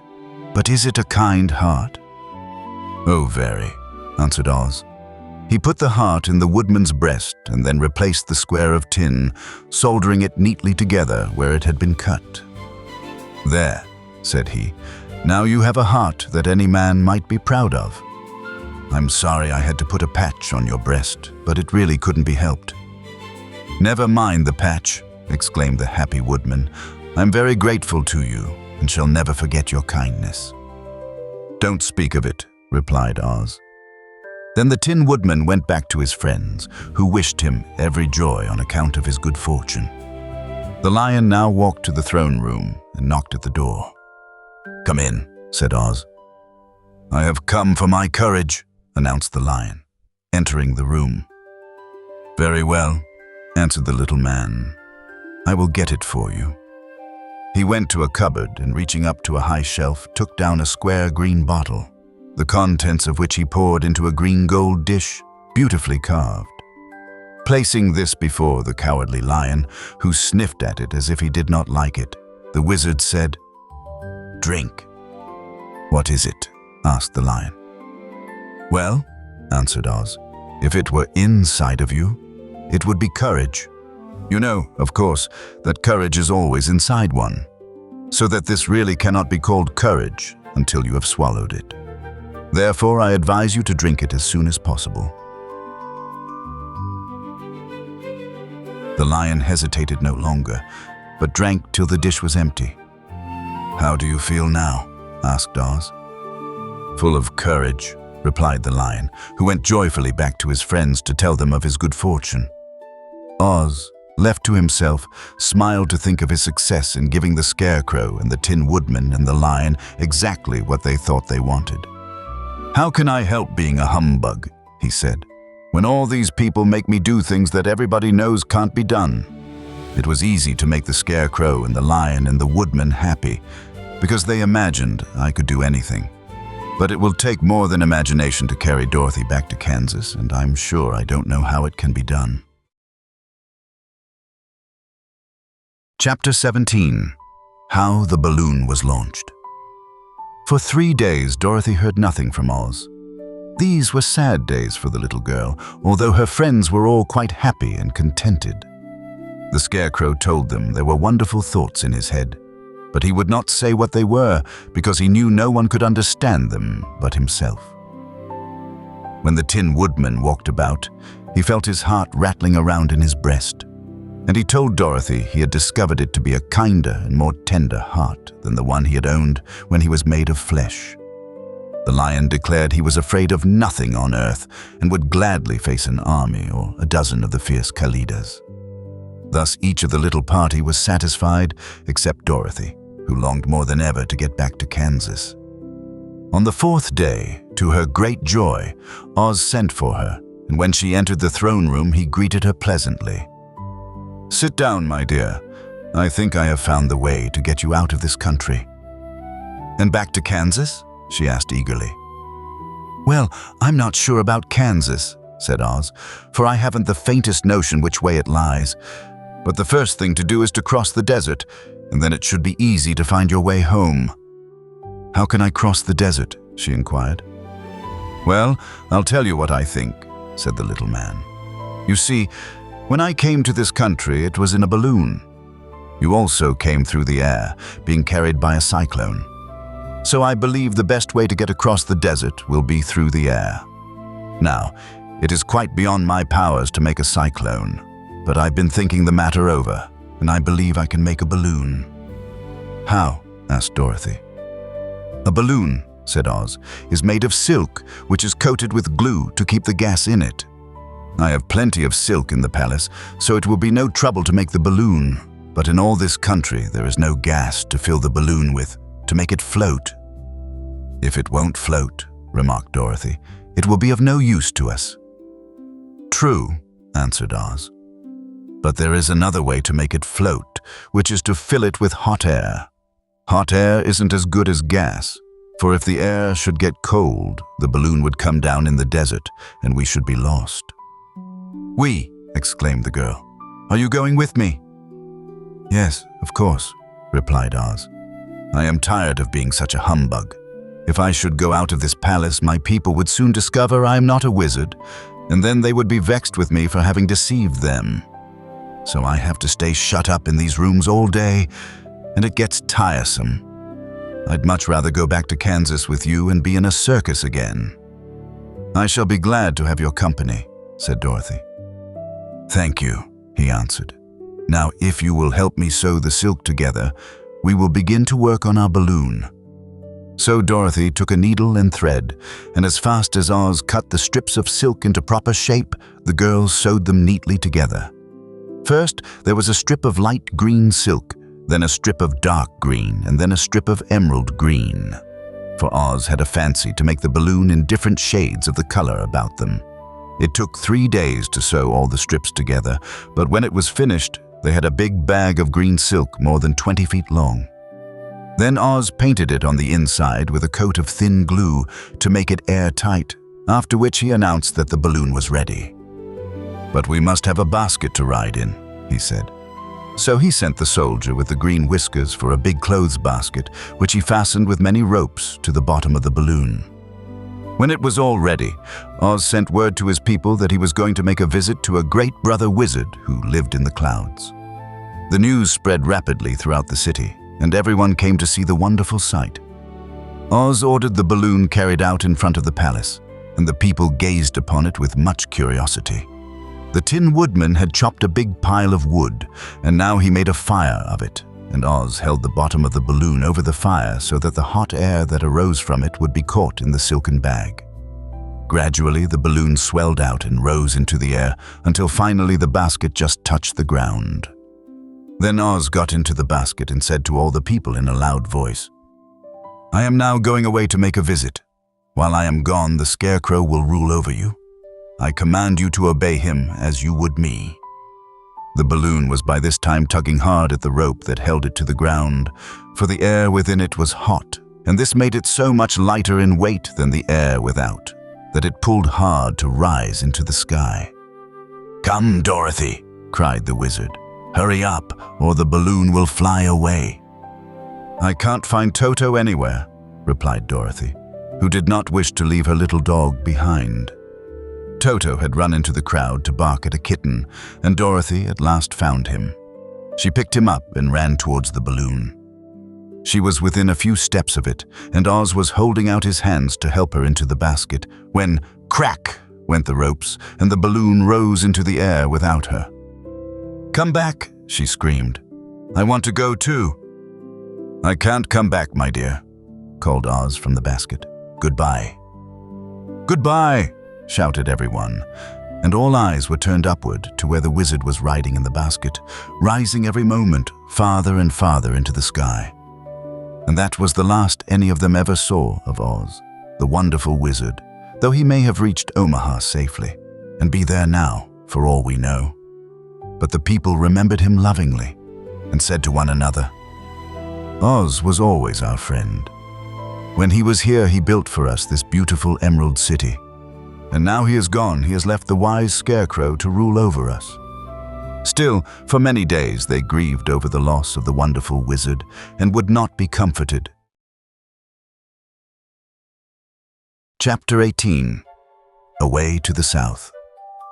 Dorothy wept bitterly at the passing of her hope to get home to Kansas again, but when she thought it all over, she was glad she had not gone up in a balloon. And she also felt sorry at losing Oz, and so did her companions. The Tin Woodman came to her and said, "Truly, I should be ungrateful if I failed to mourn for the man who gave me my lovely heart. I should like to cry a little because Oz is gone, if you will kindly wipe away my tears, so that I shall not rust." "With pleasure," she answered, and brought a towel at once. Then the Tin Woodman wept for several minutes, and she watched the tears carefully and wiped them away with the towel. When he had finished, he thanked her kindly and oiled himself thoroughly with his jeweled oil can to guard against mishap. The Scarecrow was now the ruler of the Emerald City, and although he was not a wizard, the people were proud of him. "For," they said, "there is not another city in all the world that is ruled by a stuffed man." And, so far as they knew, they were quite right. The morning after the balloon had gone up with Oz, the 4 travelers met in the throne room and talked matters over. The Scarecrow sat in the big throne, and the others stood respectfully before him. "We are not so unlucky," said the new ruler, "for this palace and the Emerald City belong to us, and we can do just as we please. When I remember that a short time ago I was up on a pole in a farmer's cornfield, and that now I am the ruler of this beautiful city, I am quite satisfied with my lot. I also," said the Tin Woodman, "am well pleased with my new heart, and really, that was the only thing I wished in all the world. For my part, I am content in knowing I am as brave as any beast that ever lived, if not braver, said the lion modestly. If Dorothy would only be contented to live in the Emerald City, continued the Scarecrow, we might all be happy together. But I don't want to live here, cried Dorothy. I want to go to Kansas and live with Aunt Em and Uncle Henry. Well then, what can be done? Inquired the Woodman. The Scarecrow decided to think, and he thought so hard that the pins and needles began to stick out of his brains. Finally, he said, Why not call the winged monkeys and ask them to carry you over the desert? I never thought of that, said Dorothy joyfully. It's just the thing. I'll go at once for the golden cap. When she brought it into the throne room, she spoke the magic words, and soon the band of winged monkeys flew in through the open window and stood beside her. This is the second time you have called us, said the Monkey King, bowing before the little girl. What do you wish? I want you to fly with me to Kansas, said Dorothy. But the Monkey King shook his head. That cannot be done, he said. We belong to this country alone and cannot leave it. There has never been a winged monkey in Kansas yet, and I suppose there never will be, for they don't belong there. We shall be glad to serve you in any way in our power, but we cannot cross the desert. Goodbye. And with another bow, the Monkey King spread his wings and flew away through the window, followed by all his band. Dorothy was ready to cry with disappointment. I have wasted the charm of the golden cap to no purpose, she said, for the winged monkeys cannot help me. It is certainly too bad, said the tender-hearted Woodman. The Scarecrow was thinking again, and his head bulged out so horribly that Dorothy feared it would burst. Let us call in the soldier with the green whiskers, he said, and ask his advice. So the soldier was summoned and entered the throne room timidly, for while Oz was alive, he never was allowed to come farther than the door. This little girl, said the Scarecrow to the soldier, wishes to cross the desert. How can she do so? I cannot tell, answered the soldier, for nobody has ever crossed the desert unless it is Oz himself. Is there no one who can help me? Asked Dorothy earnestly. Glinda might, he suggested. Who is Glinda? Inquired the Scarecrow. The Witch of the South. She is the most powerful of all the witches and rules over the Quadlings. Besides, her castle stands on the edge of the desert, so she may know a way to cross it. Glinda is a good witch, isn't she? Asked the child. The Quadlings think she is good, said the soldier, and she is kind to everyone. I have heard that Glinda is a beautiful woman who knows how to keep young in spite of the many years she has lived. How can I get to her castle? Asked Dorothy. The road is straight to the south, he answered, but it is said to be full of dangers to travelers. There are wild beasts in the woods, and a race of queer men who do not like strangers to cross their country. For this reason, none of the Quadlings ever come to the Emerald City. The soldier then left them, and the Scarecrow said, It seems, in spite of dangers, that the best thing Dorothy can do is to travel to the land of the South and ask Glinda to help her. For, of course, if Dorothy stays here, she will never get back to Kansas. You must have been thinking again, remarked the Tin Woodman. I have, said the Scarecrow. I shall go with Dorothy, declared the Lion, for I am tired of your city and long for the woods and the country again. I am really a wild beast, you know. Besides, Dorothy will need someone to protect her. That is true, agreed the Woodman. My axe may be of service to her, so I also will go with her to the land of the South. When shall we start? Asked the Scarecrow. Are you going? They asked in surprise. Certainly. If it wasn't for Dorothy, I should never have had brains. She lifted me from the pole in the cornfield and brought me to the Emerald City. So my good luck is all due to her, and I shall never leave her until she starts back to Kansas for good and all. Thank you, said Dorothy gratefully. You are all very kind to me, but I should like to start as soon as possible. We shall go tomorrow morning, returned the Scarecrow. So now let us all get ready, for it will be a long journey. Chapter 19. Attacked by the fighting trees. The next morning, Dorothy kissed the pretty green girl goodbye, and they all shook hands with the soldier with the green whiskers who had walked with them as far as the gate. When the guardian of the gate saw them again, he wondered greatly that they could leave the beautiful city to get into new trouble. But he at once unlocked their spectacles, which he put back into the green box, and gave them many good wishes to carry with them.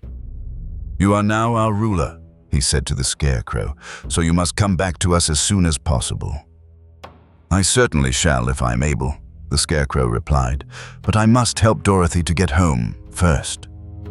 As Dorothy bade the good-natured guardian a last farewell, she said, "I have been very kindly treated in your lovely city, and everyone has been good to me. I cannot tell you how grateful I am." "Don't try, my dear," he answered. "We should like to keep you with us, but if it is your wish to return to Kansas, I hope you will find a way." He then opened the gate of the outer wall, and they walked forth and started upon their journey. The sun shone brightly as our friends turned their faces toward the land of the South. They were all in the best of spirits and laughed and chatted together. Dorothy was once more filled with the hope of getting home, and the Scarecrow and the Tin Woodman were glad to be of use to her. As for the lion, he sniffed the fresh air with delight and whisked his tail from side to side in pure joy at being in the country again, while Toto ran around them and chased the moths and butterflies, barking merrily all the time. "City life does not agree with me at all," remarked the lion as they walked along at a brisk pace. "I have lost much flesh since I lived there, and now I am anxious for a chance to show the other beasts how courageous I have grown." They now turned and took a last look at the Emerald City. All they could see was a mass of towers and steeples behind the green walls, and high up above everything the spires and dome of the Palace of Oz. "Oz was not such a bad wizard after all," said the Tin Woodman as he felt his heart rattling around in his breast. "He knew how to give me brains, and very good brains too," said the Scarecrow. "If Oz had taken a dose of the same courage he gave me," added the lion, "he would have been a brave man." Dorothy said nothing. Oz had not kept the promise he made her, but he had done his best, so she forgave him. As he said, he was a good man, even if he was a bad wizard. The first day's journey was through the green fields and bright flowers that stretched about the Emerald City on every side. They slept that night on the grass, with nothing but the stars over them, and they rested very well indeed. In the morning they traveled on until they came to a thick wood. There was no way of going around it, for it seemed to extend to the right and left as far as they could see. And besides, they did not dare change the direction of their journey for fear of getting lost. So they looked for the place where it would be easiest to get into the forest. The Scarecrow, who was in the lead, finally discovered a big tree with such wide-spreading branches that there was room for the party to pass underneath. So he walked forward to the tree, but just as he came under the first branches, they bent down and twined around him, and the next minute he was raised from the ground and flung headlong among his fellow travelers. This did not hurt the Scarecrow, but it surprised him, and he looked rather dizzy when Dorothy picked him up. "Here is another space between the trees," called the lion. "Let me try it first," said the Scarecrow, "for it doesn't hurt me to get thrown about." He walked up to another tree as he spoke, but its branches immediately seized him and tossed him back again. "This is strange," exclaimed Dorothy. "What shall we do?" "The trees seem to have made up their minds to fight us and stop our journey," remarked the lion. "I believe I will try it myself," said the Woodman, and shouldering his axe, he marched up to the first tree that had handled the Scarecrow so roughly. When a big branch bent down to seize him, the Woodman chopped at it so fiercely that he cut it in two. At once the tree began shaking all its branches as if in pain, and the Tin Woodman passed safely under it. "Come on," he shouted to the others. "Be quick!" They all ran forward and passed under the tree without injury, except Toto, who was caught by a small branch and shaken until he howled. But the Woodman promptly chopped off the branch and set the little dog free. The other trees of the forest did nothing to keep them back, so they made up their minds that only the first row of trees could bend down their branches, and that probably these were the policemen of the forest, and given this wonderful power in order to keep strangers out of it. The four travelers walked with ease through the trees until they came to the farther edge of the wood. Then, to their surprise, they found before them a high wall which seemed to be made of white china. It was smooth, like the surface of a dish, and higher than their heads. "What shall we do now?" asked Dorothy. "I will make a ladder," said the Tin Woodman, "for we certainly must climb over the wall." Chapter 20. The Dainty China Country. While the Woodman was making a ladder from wood which he found in the forest, Dorothy lay down and slept, for she was tired by the long walk. The lion also curled himself up to sleep, and Toto lay beside him. The Scarecrow watched the Woodman while he worked, and said to him, "I cannot think why this wall is here, nor what it is made of." "Rest your brains and do not worry about the wall," replied the Woodman. "When we have climbed over it, we shall know what is on the other side." After a time, the ladder was finished. It looked clumsy, but the Tin Woodman was sure it was strong and would answer their purpose. The Scarecrow waked Dorothy and the lion and Toto and told them that the ladder was ready. The Scarecrow climbed up the ladder first, but he was so awkward that Dorothy had to follow close behind and keep him from falling off. When he got his head over the top of the wall, the Scarecrow said, "Oh my." "Go on," exclaimed Dorothy. So the Scarecrow climbed farther up and sat down on the top of the wall, and Dorothy put her head over and cried, "Oh my," just as the Scarecrow had done. Then Toto came up and immediately began to bark, but Dorothy made him be still. The lion climbed the ladder next, and the Tin Woodman came last, but both of them cried, "Oh my," as soon as they looked over the wall. When they were all sitting in a row on the top of the wall, they looked down and saw a strange sight.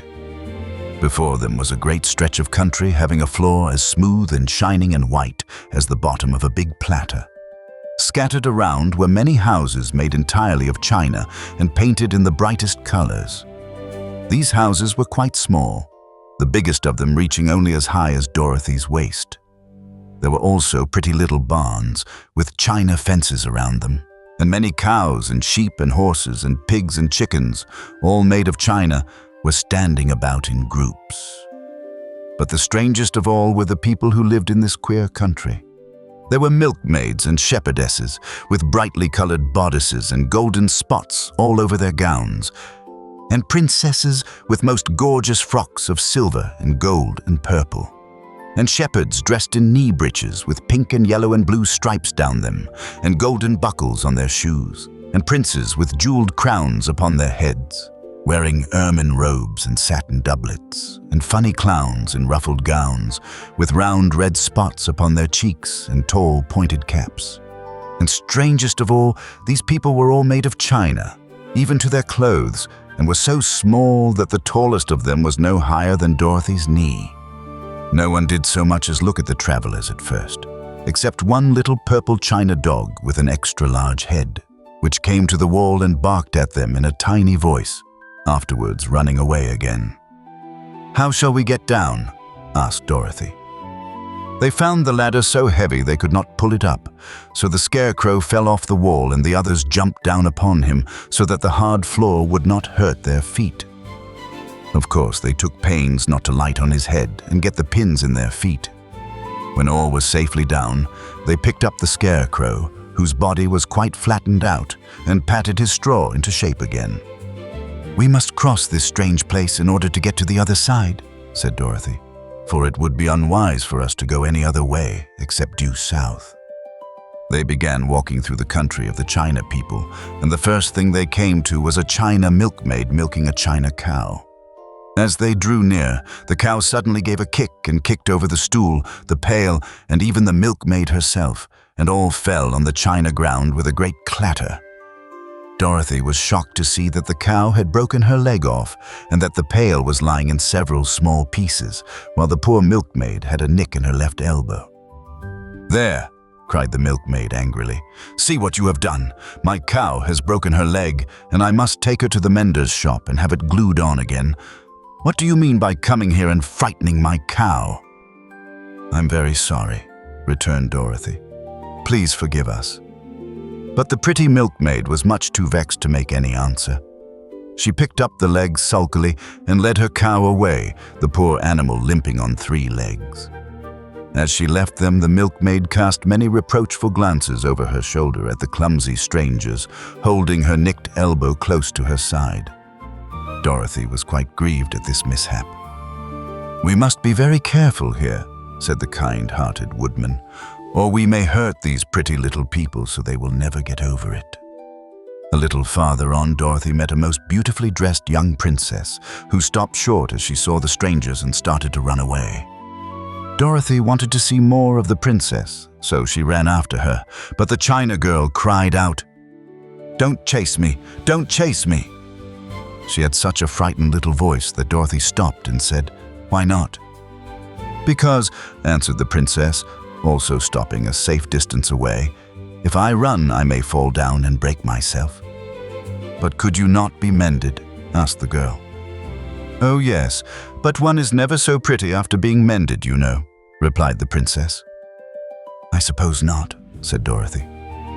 "Now there is Mr. Joker, one of our clowns," continued the China lady, "who is always trying to stand upon his head.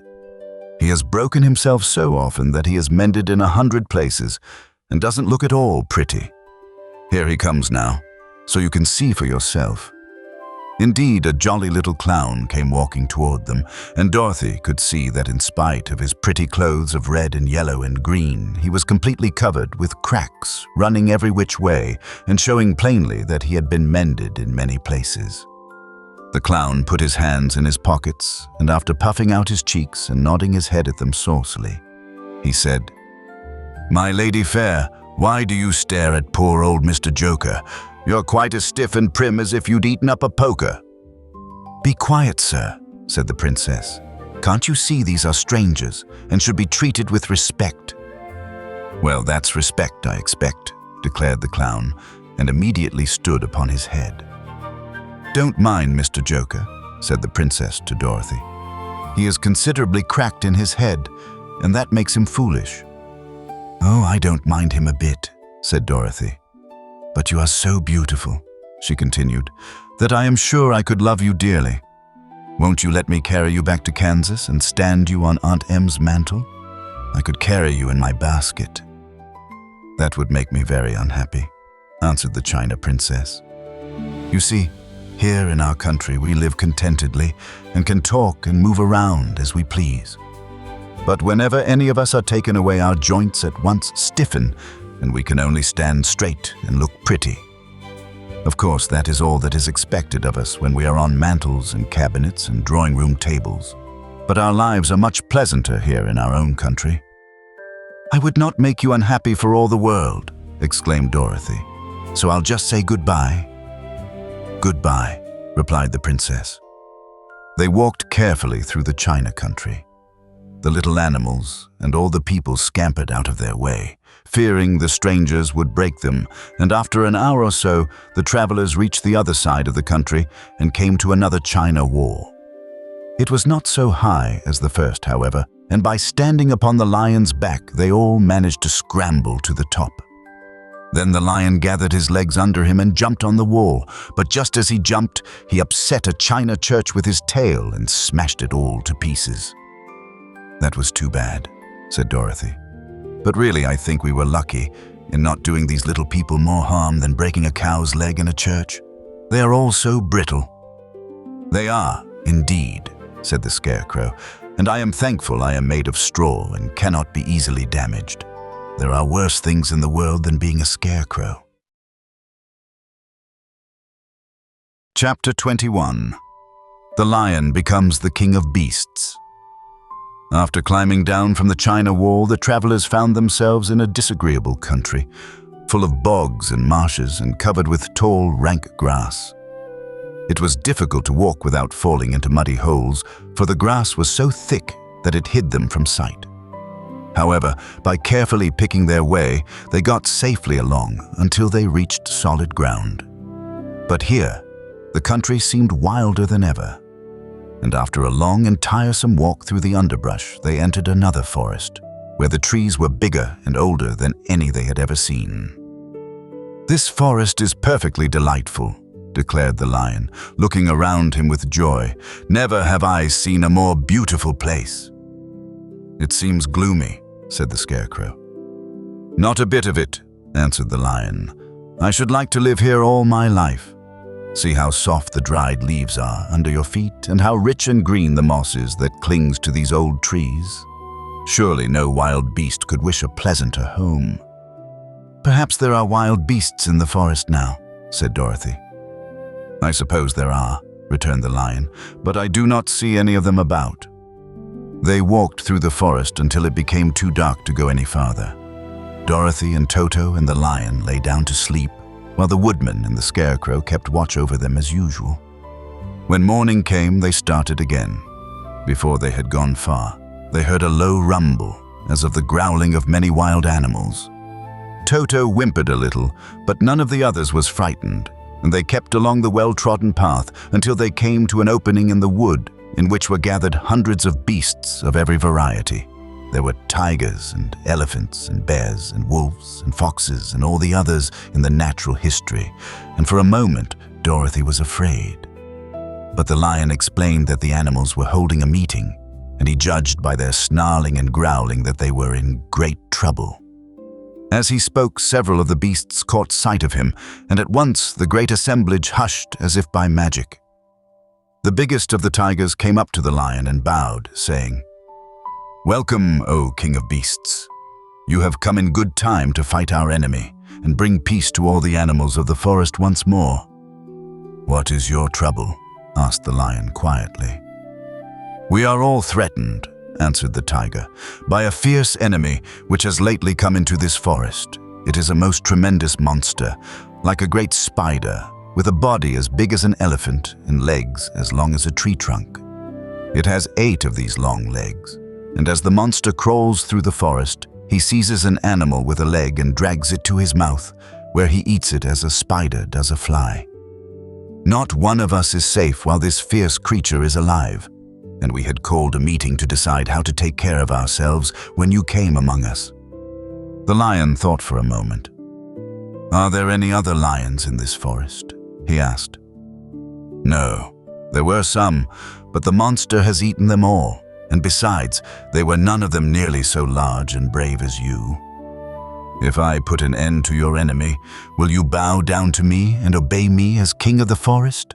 inquired the lion. "We will do that gladly," returned the tiger, and all the other beasts roared with a mighty roar. "We will." "Where is this great spider of yours now?" asked the lion. "Yonder, among the oak trees," said the tiger, pointing with his 4-foot. "Take good care of these friends of mine," said the lion, "and I will go at once to fight the monster." He bade his comrades goodbye and marched proudly away to do battle with the enemy.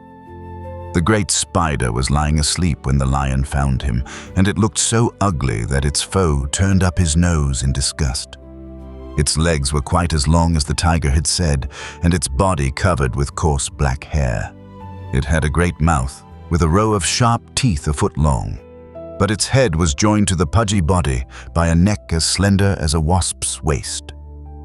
This gave the lion a hint of the best way to attack the creature, and as he knew it was easier to fight it asleep than awake, he gave a great spring and landed directly upon the monster's back.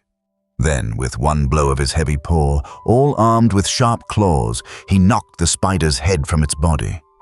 Jumping down, he watched it until the long legs stopped wiggling, when he knew it was quite dead.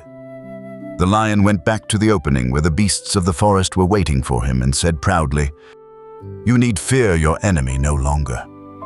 Then the beasts bowed down to the lion as their king, and he promised to come back and rule over them as soon as Dorothy was safely on her way to Kansas. Chapter 22. The Country of the Quadlings.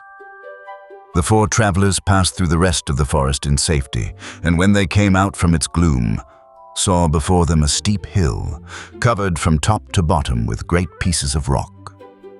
"That will be a hard climb," said the Scarecrow, "but we must get over the hill nevertheless." So he led the way and the others followed. They had nearly reached the first rock when they heard a rough voice cry out, "Keep back!" "Who are you?" asked the Scarecrow. Then a head showed itself over the rock, and the same voice said, "This hill belongs to us, and we don't allow anyone to cross it." "But we must cross it," said the Scarecrow. "We're going to the country of the Quadlings." "But you shall not," replied the voice, and there stepped from behind the rock the strangest man the travelers had ever seen. He was quite short and stout, and had a big head, which was flat at the top and supported by a thick neck full of wrinkles. But he had no arms at all, and seeing this, the Scarecrow did not fear that so helpless a creature could prevent them from climbing the hill. So he said, "I'm sorry not to do as you wish, but we must pass over your hill whether you like it or not." And he walked boldly forward. As quick as lightning, the man's head shot forward and his neck stretched out until the top of the head, where it was flat, struck the Scarecrow in the middle and sent him tumbling over and over down the hill. Almost as quickly as it came, the head went back to the body, and the man laughed harshly as he said, "It isn't as easy as you think." A chorus of boisterous laughter came from the other rocks, and Dorothy saw hundreds of the armless hammerheads upon the hillside, one behind every rock. The lion became quite angry at the laughter caused by the Scarecrow's mishap, and giving a loud roar that echoed like thunder, he dashed up the hill. Again a head shot swiftly out, and the great lion went rolling down the hill as if he had been struck by a cannonball. Dorothy ran down and helped the Scarecrow to his feet, and the lion came up to her, feeling rather bruised and sore, and said, "It is useless to fight people with shooting heads. No one can withstand them." "What can we do then?" she asked. "Call the winged monkeys," suggested the Tin Woodman. "You have still the right to command them once more." "Very well," she answered, and putting on the golden cap, she uttered the magic words. The monkeys were as prompt as ever, and in a few moments the entire band stood before her. "What are your commands?" inquired the king of the monkeys, bowing low. "Carry us over the hill to the country of the Quadlings," answered the girl. "It shall be done," said the king, and at once the winged monkeys caught the four travelers and Toto up in their arms and flew away with them. As they passed over the hill, the hammerheads yelled with vexation and shot their heads high in the air, but they could not reach the winged monkeys, which carried Dorothy and her comrades safely over the hill and set them down in the beautiful country of the Quadlings. "This is the last time you can summon us," said the leader to Dorothy, "so goodbye and good luck to you." "Goodbye, and thank you very much," returned the girl, and the monkeys rose into the air and were out of sight in a twinkling. The country of the Quadlings seemed rich and happy. There was field upon field of ripening grain, with well-paved roads running between, and pretty rippling brooks with strong bridges across them. The fences and houses and bridges were all painted bright red, just as they had been painted yellow in the country of the Winkies and blue in the country of the Munchkins. The Quadlings themselves, who were short and fat and looked chubby and good-natured, were dressed all in red, which showed bright against the green grass and the yellowing grain. The monkeys had set them down near a farmhouse, and the four travelers walked up to it and knocked at the door. It was opened by the farmer's wife, and when Dorothy asked for something to eat, the woman gave them all a good dinner, with 3 kinds of cake and 4 kinds of cookies, and a bowl of milk for Toto. "How far is it to the castle of Glinda?" asked the child. "It is not a great way," answered the farmer's wife. "Take the road to the south, and you will soon reach it." Thanking the good woman, they started afresh and walked by the fields and across the pretty bridges until they saw before them a very beautiful castle. Before the gates were 3 young girls, dressed in handsome red uniforms trimmed with gold braid, and as Dorothy approached, one of them said to her, "Why have you come to the South Country?" "To see the good witch who rules here," she answered. "Will you take me to her?" Let me have your name, and I will ask Glinda if she will receive you." They told who they were, and the girl soldier went into the castle. After a few moments, she came back to say that Dorothy and the others were to be admitted at once. Chapter 23. Glinda. The Good Witch grants Dorothy's wish. Before they went to see Glinda, however, they were taken to a room of the castle where Dorothy washed her face and combed her hair, and the lion shook the dust out of his mane, and the Scarecrow patted himself into his best shape, and the Woodman polished his tin and oiled his joints.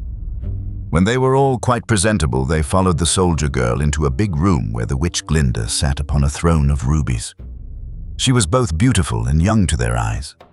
Her hair was a rich red in color and fell in flowing ringlets over her shoulders. Her dress was pure white, but her eyes were blue, and they looked kindly upon the little girl. "What can I do for you, my child?" she asked. Dorothy told the witch all her story. How the cyclone had brought her to the land of Oz, how she had found her companions, and of the wonderful adventures they had met with. "My greatest wish now," she added, "is to get back to Kansas, for Aunt Em will surely think something dreadful has happened to me, and that will make her put on mourning. And unless the crops are better this year than they were last, I'm sure Uncle Henry cannot afford it." Glinda leaned forward and kissed the sweet, upturned face of the loving little girl. "Bless your dear heart," she said. "I am sure I can tell you of a way to get back to Kansas." Then she added, "But if I do, you must give me the golden cap."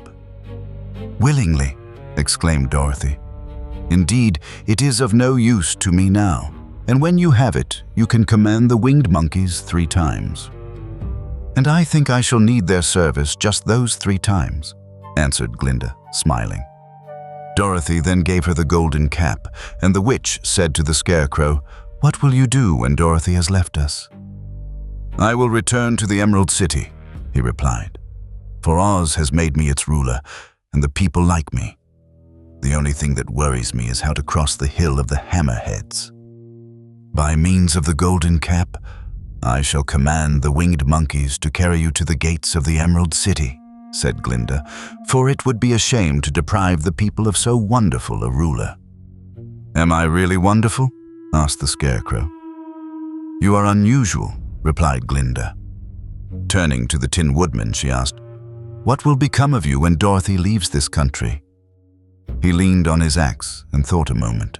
Then he said, "The Winkies were very kind to me and wanted me to rule over them after the Wicked Witch died. I am fond of the Winkies, and if I could get back again to the country of the West, I should like nothing better than to rule over them forever." "My second command to the winged monkeys," said Glinda, "will be that they carry you safely to the land of the Winkies. Your brain may not be so large to look at as those of the Scarecrow, but you are really brighter than he is when you are well polished, and I am sure you will rule the Winkies wisely and well." Then the witch looked at the big shaggy lion and asked, "When Dorothy has returned to her own home, what will become of you?"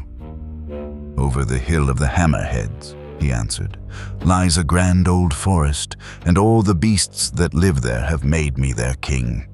If I could only get back to this forest, I would pass my life very happily there." "My third command to the winged monkeys," said Glinda, "shall be to carry you to your forest. Then, having used up the powers of the golden cap, I shall give it to the king of the monkeys, that he and his band may thereafter be free forevermore." The Scarecrow and the Tin Woodman and the lion now thanked the good witch earnestly for her kindness, and Dorothy exclaimed, "You are certainly as good as you are beautiful, but you have not yet told me how to get back to Kansas." "Your silver shoes will carry you over the desert," replied Glinda. "If you had known their power, you could have gone back to your Aunt Em the very first day you came to this country." "But then I should not have had my wonderful brains," cried the Scarecrow. "I might have passed my whole life in the farmer's cornfield." "And I should not have had my lovely heart," said the Tin Woodman. "I might have stood and rusted in the forest till the end of the world." "And I should have lived a coward forever," declared the lion, "and no beast in all the forest would have had a good word to say to me." "This is all true," said Dorothy, "and I'm glad I was of use to these good friends. But now that each of them has had what he most desired, and each is happy and having a kingdom to rule besides, I think I should like to go back to Kansas." "The silver shoes," said the good witch, "have wonderful powers. And one of the most curious things about them is that they can carry you to any place in the world in 3 steps, and each step will be made in the wink of an eye. All you have to do is to knock the heels together 3 times and command the shoes to carry you wherever you wish to go." "If that is so," said the child joyfully, "I will ask them to carry me back to Kansas at once." She threw her arms around the lion's neck and kissed him, patting his big head tenderly. Then she kissed the Tin Woodman, who was weeping in a way most dangerous to his joints. But she hugged the soft, stuffed body of the Scarecrow in her arms instead of kissing his painted face, and found she was crying herself at this sorrowful parting from her loving comrades. Glinda the Good stepped down from her ruby throne to give the little girl a goodbye kiss, and Dorothy thanked her for all the kindness she had shown to her friends and herself. Dorothy now took Toto up solemnly in her arms, and having said one last goodbye, she clapped the heels of her shoes together 3 times, saying, "Take me home to Aunt Em." Instantly she was whirling through the air, so swiftly that all she could see or feel was the wind whistling past her ears. The silver shoes took but 3 steps, and then she stopped so suddenly that she rolled over upon the grass several times before she knew where she was. At length, however, she sat up and looked about her. "Good gracious!" she cried. For she was sitting on the broad Kansas prairie, and just before her was the new farmhouse Uncle Henry built after the cyclone had carried away the old one. Uncle Henry was milking the cows in the barnyard, and Toto had jumped out of her arms and was running toward the barn, barking furiously. Dorothy stood up and found she was in her stocking feet, for the silver shoes had fallen off in her flight through the air and were lost forever in the desert. Chapter 24. Home Again. Aunt Em had just come out of the house to water the cabbages when she looked up and saw Dorothy running toward her. "My darling child," she cried, folding the little girl in her arms and covering her face with kisses. "Where in the world did you come from?" "From the land of Oz," said Dorothy gravely. "And here is Toto too, and oh, Aunt Em, I'm so glad to be at home again."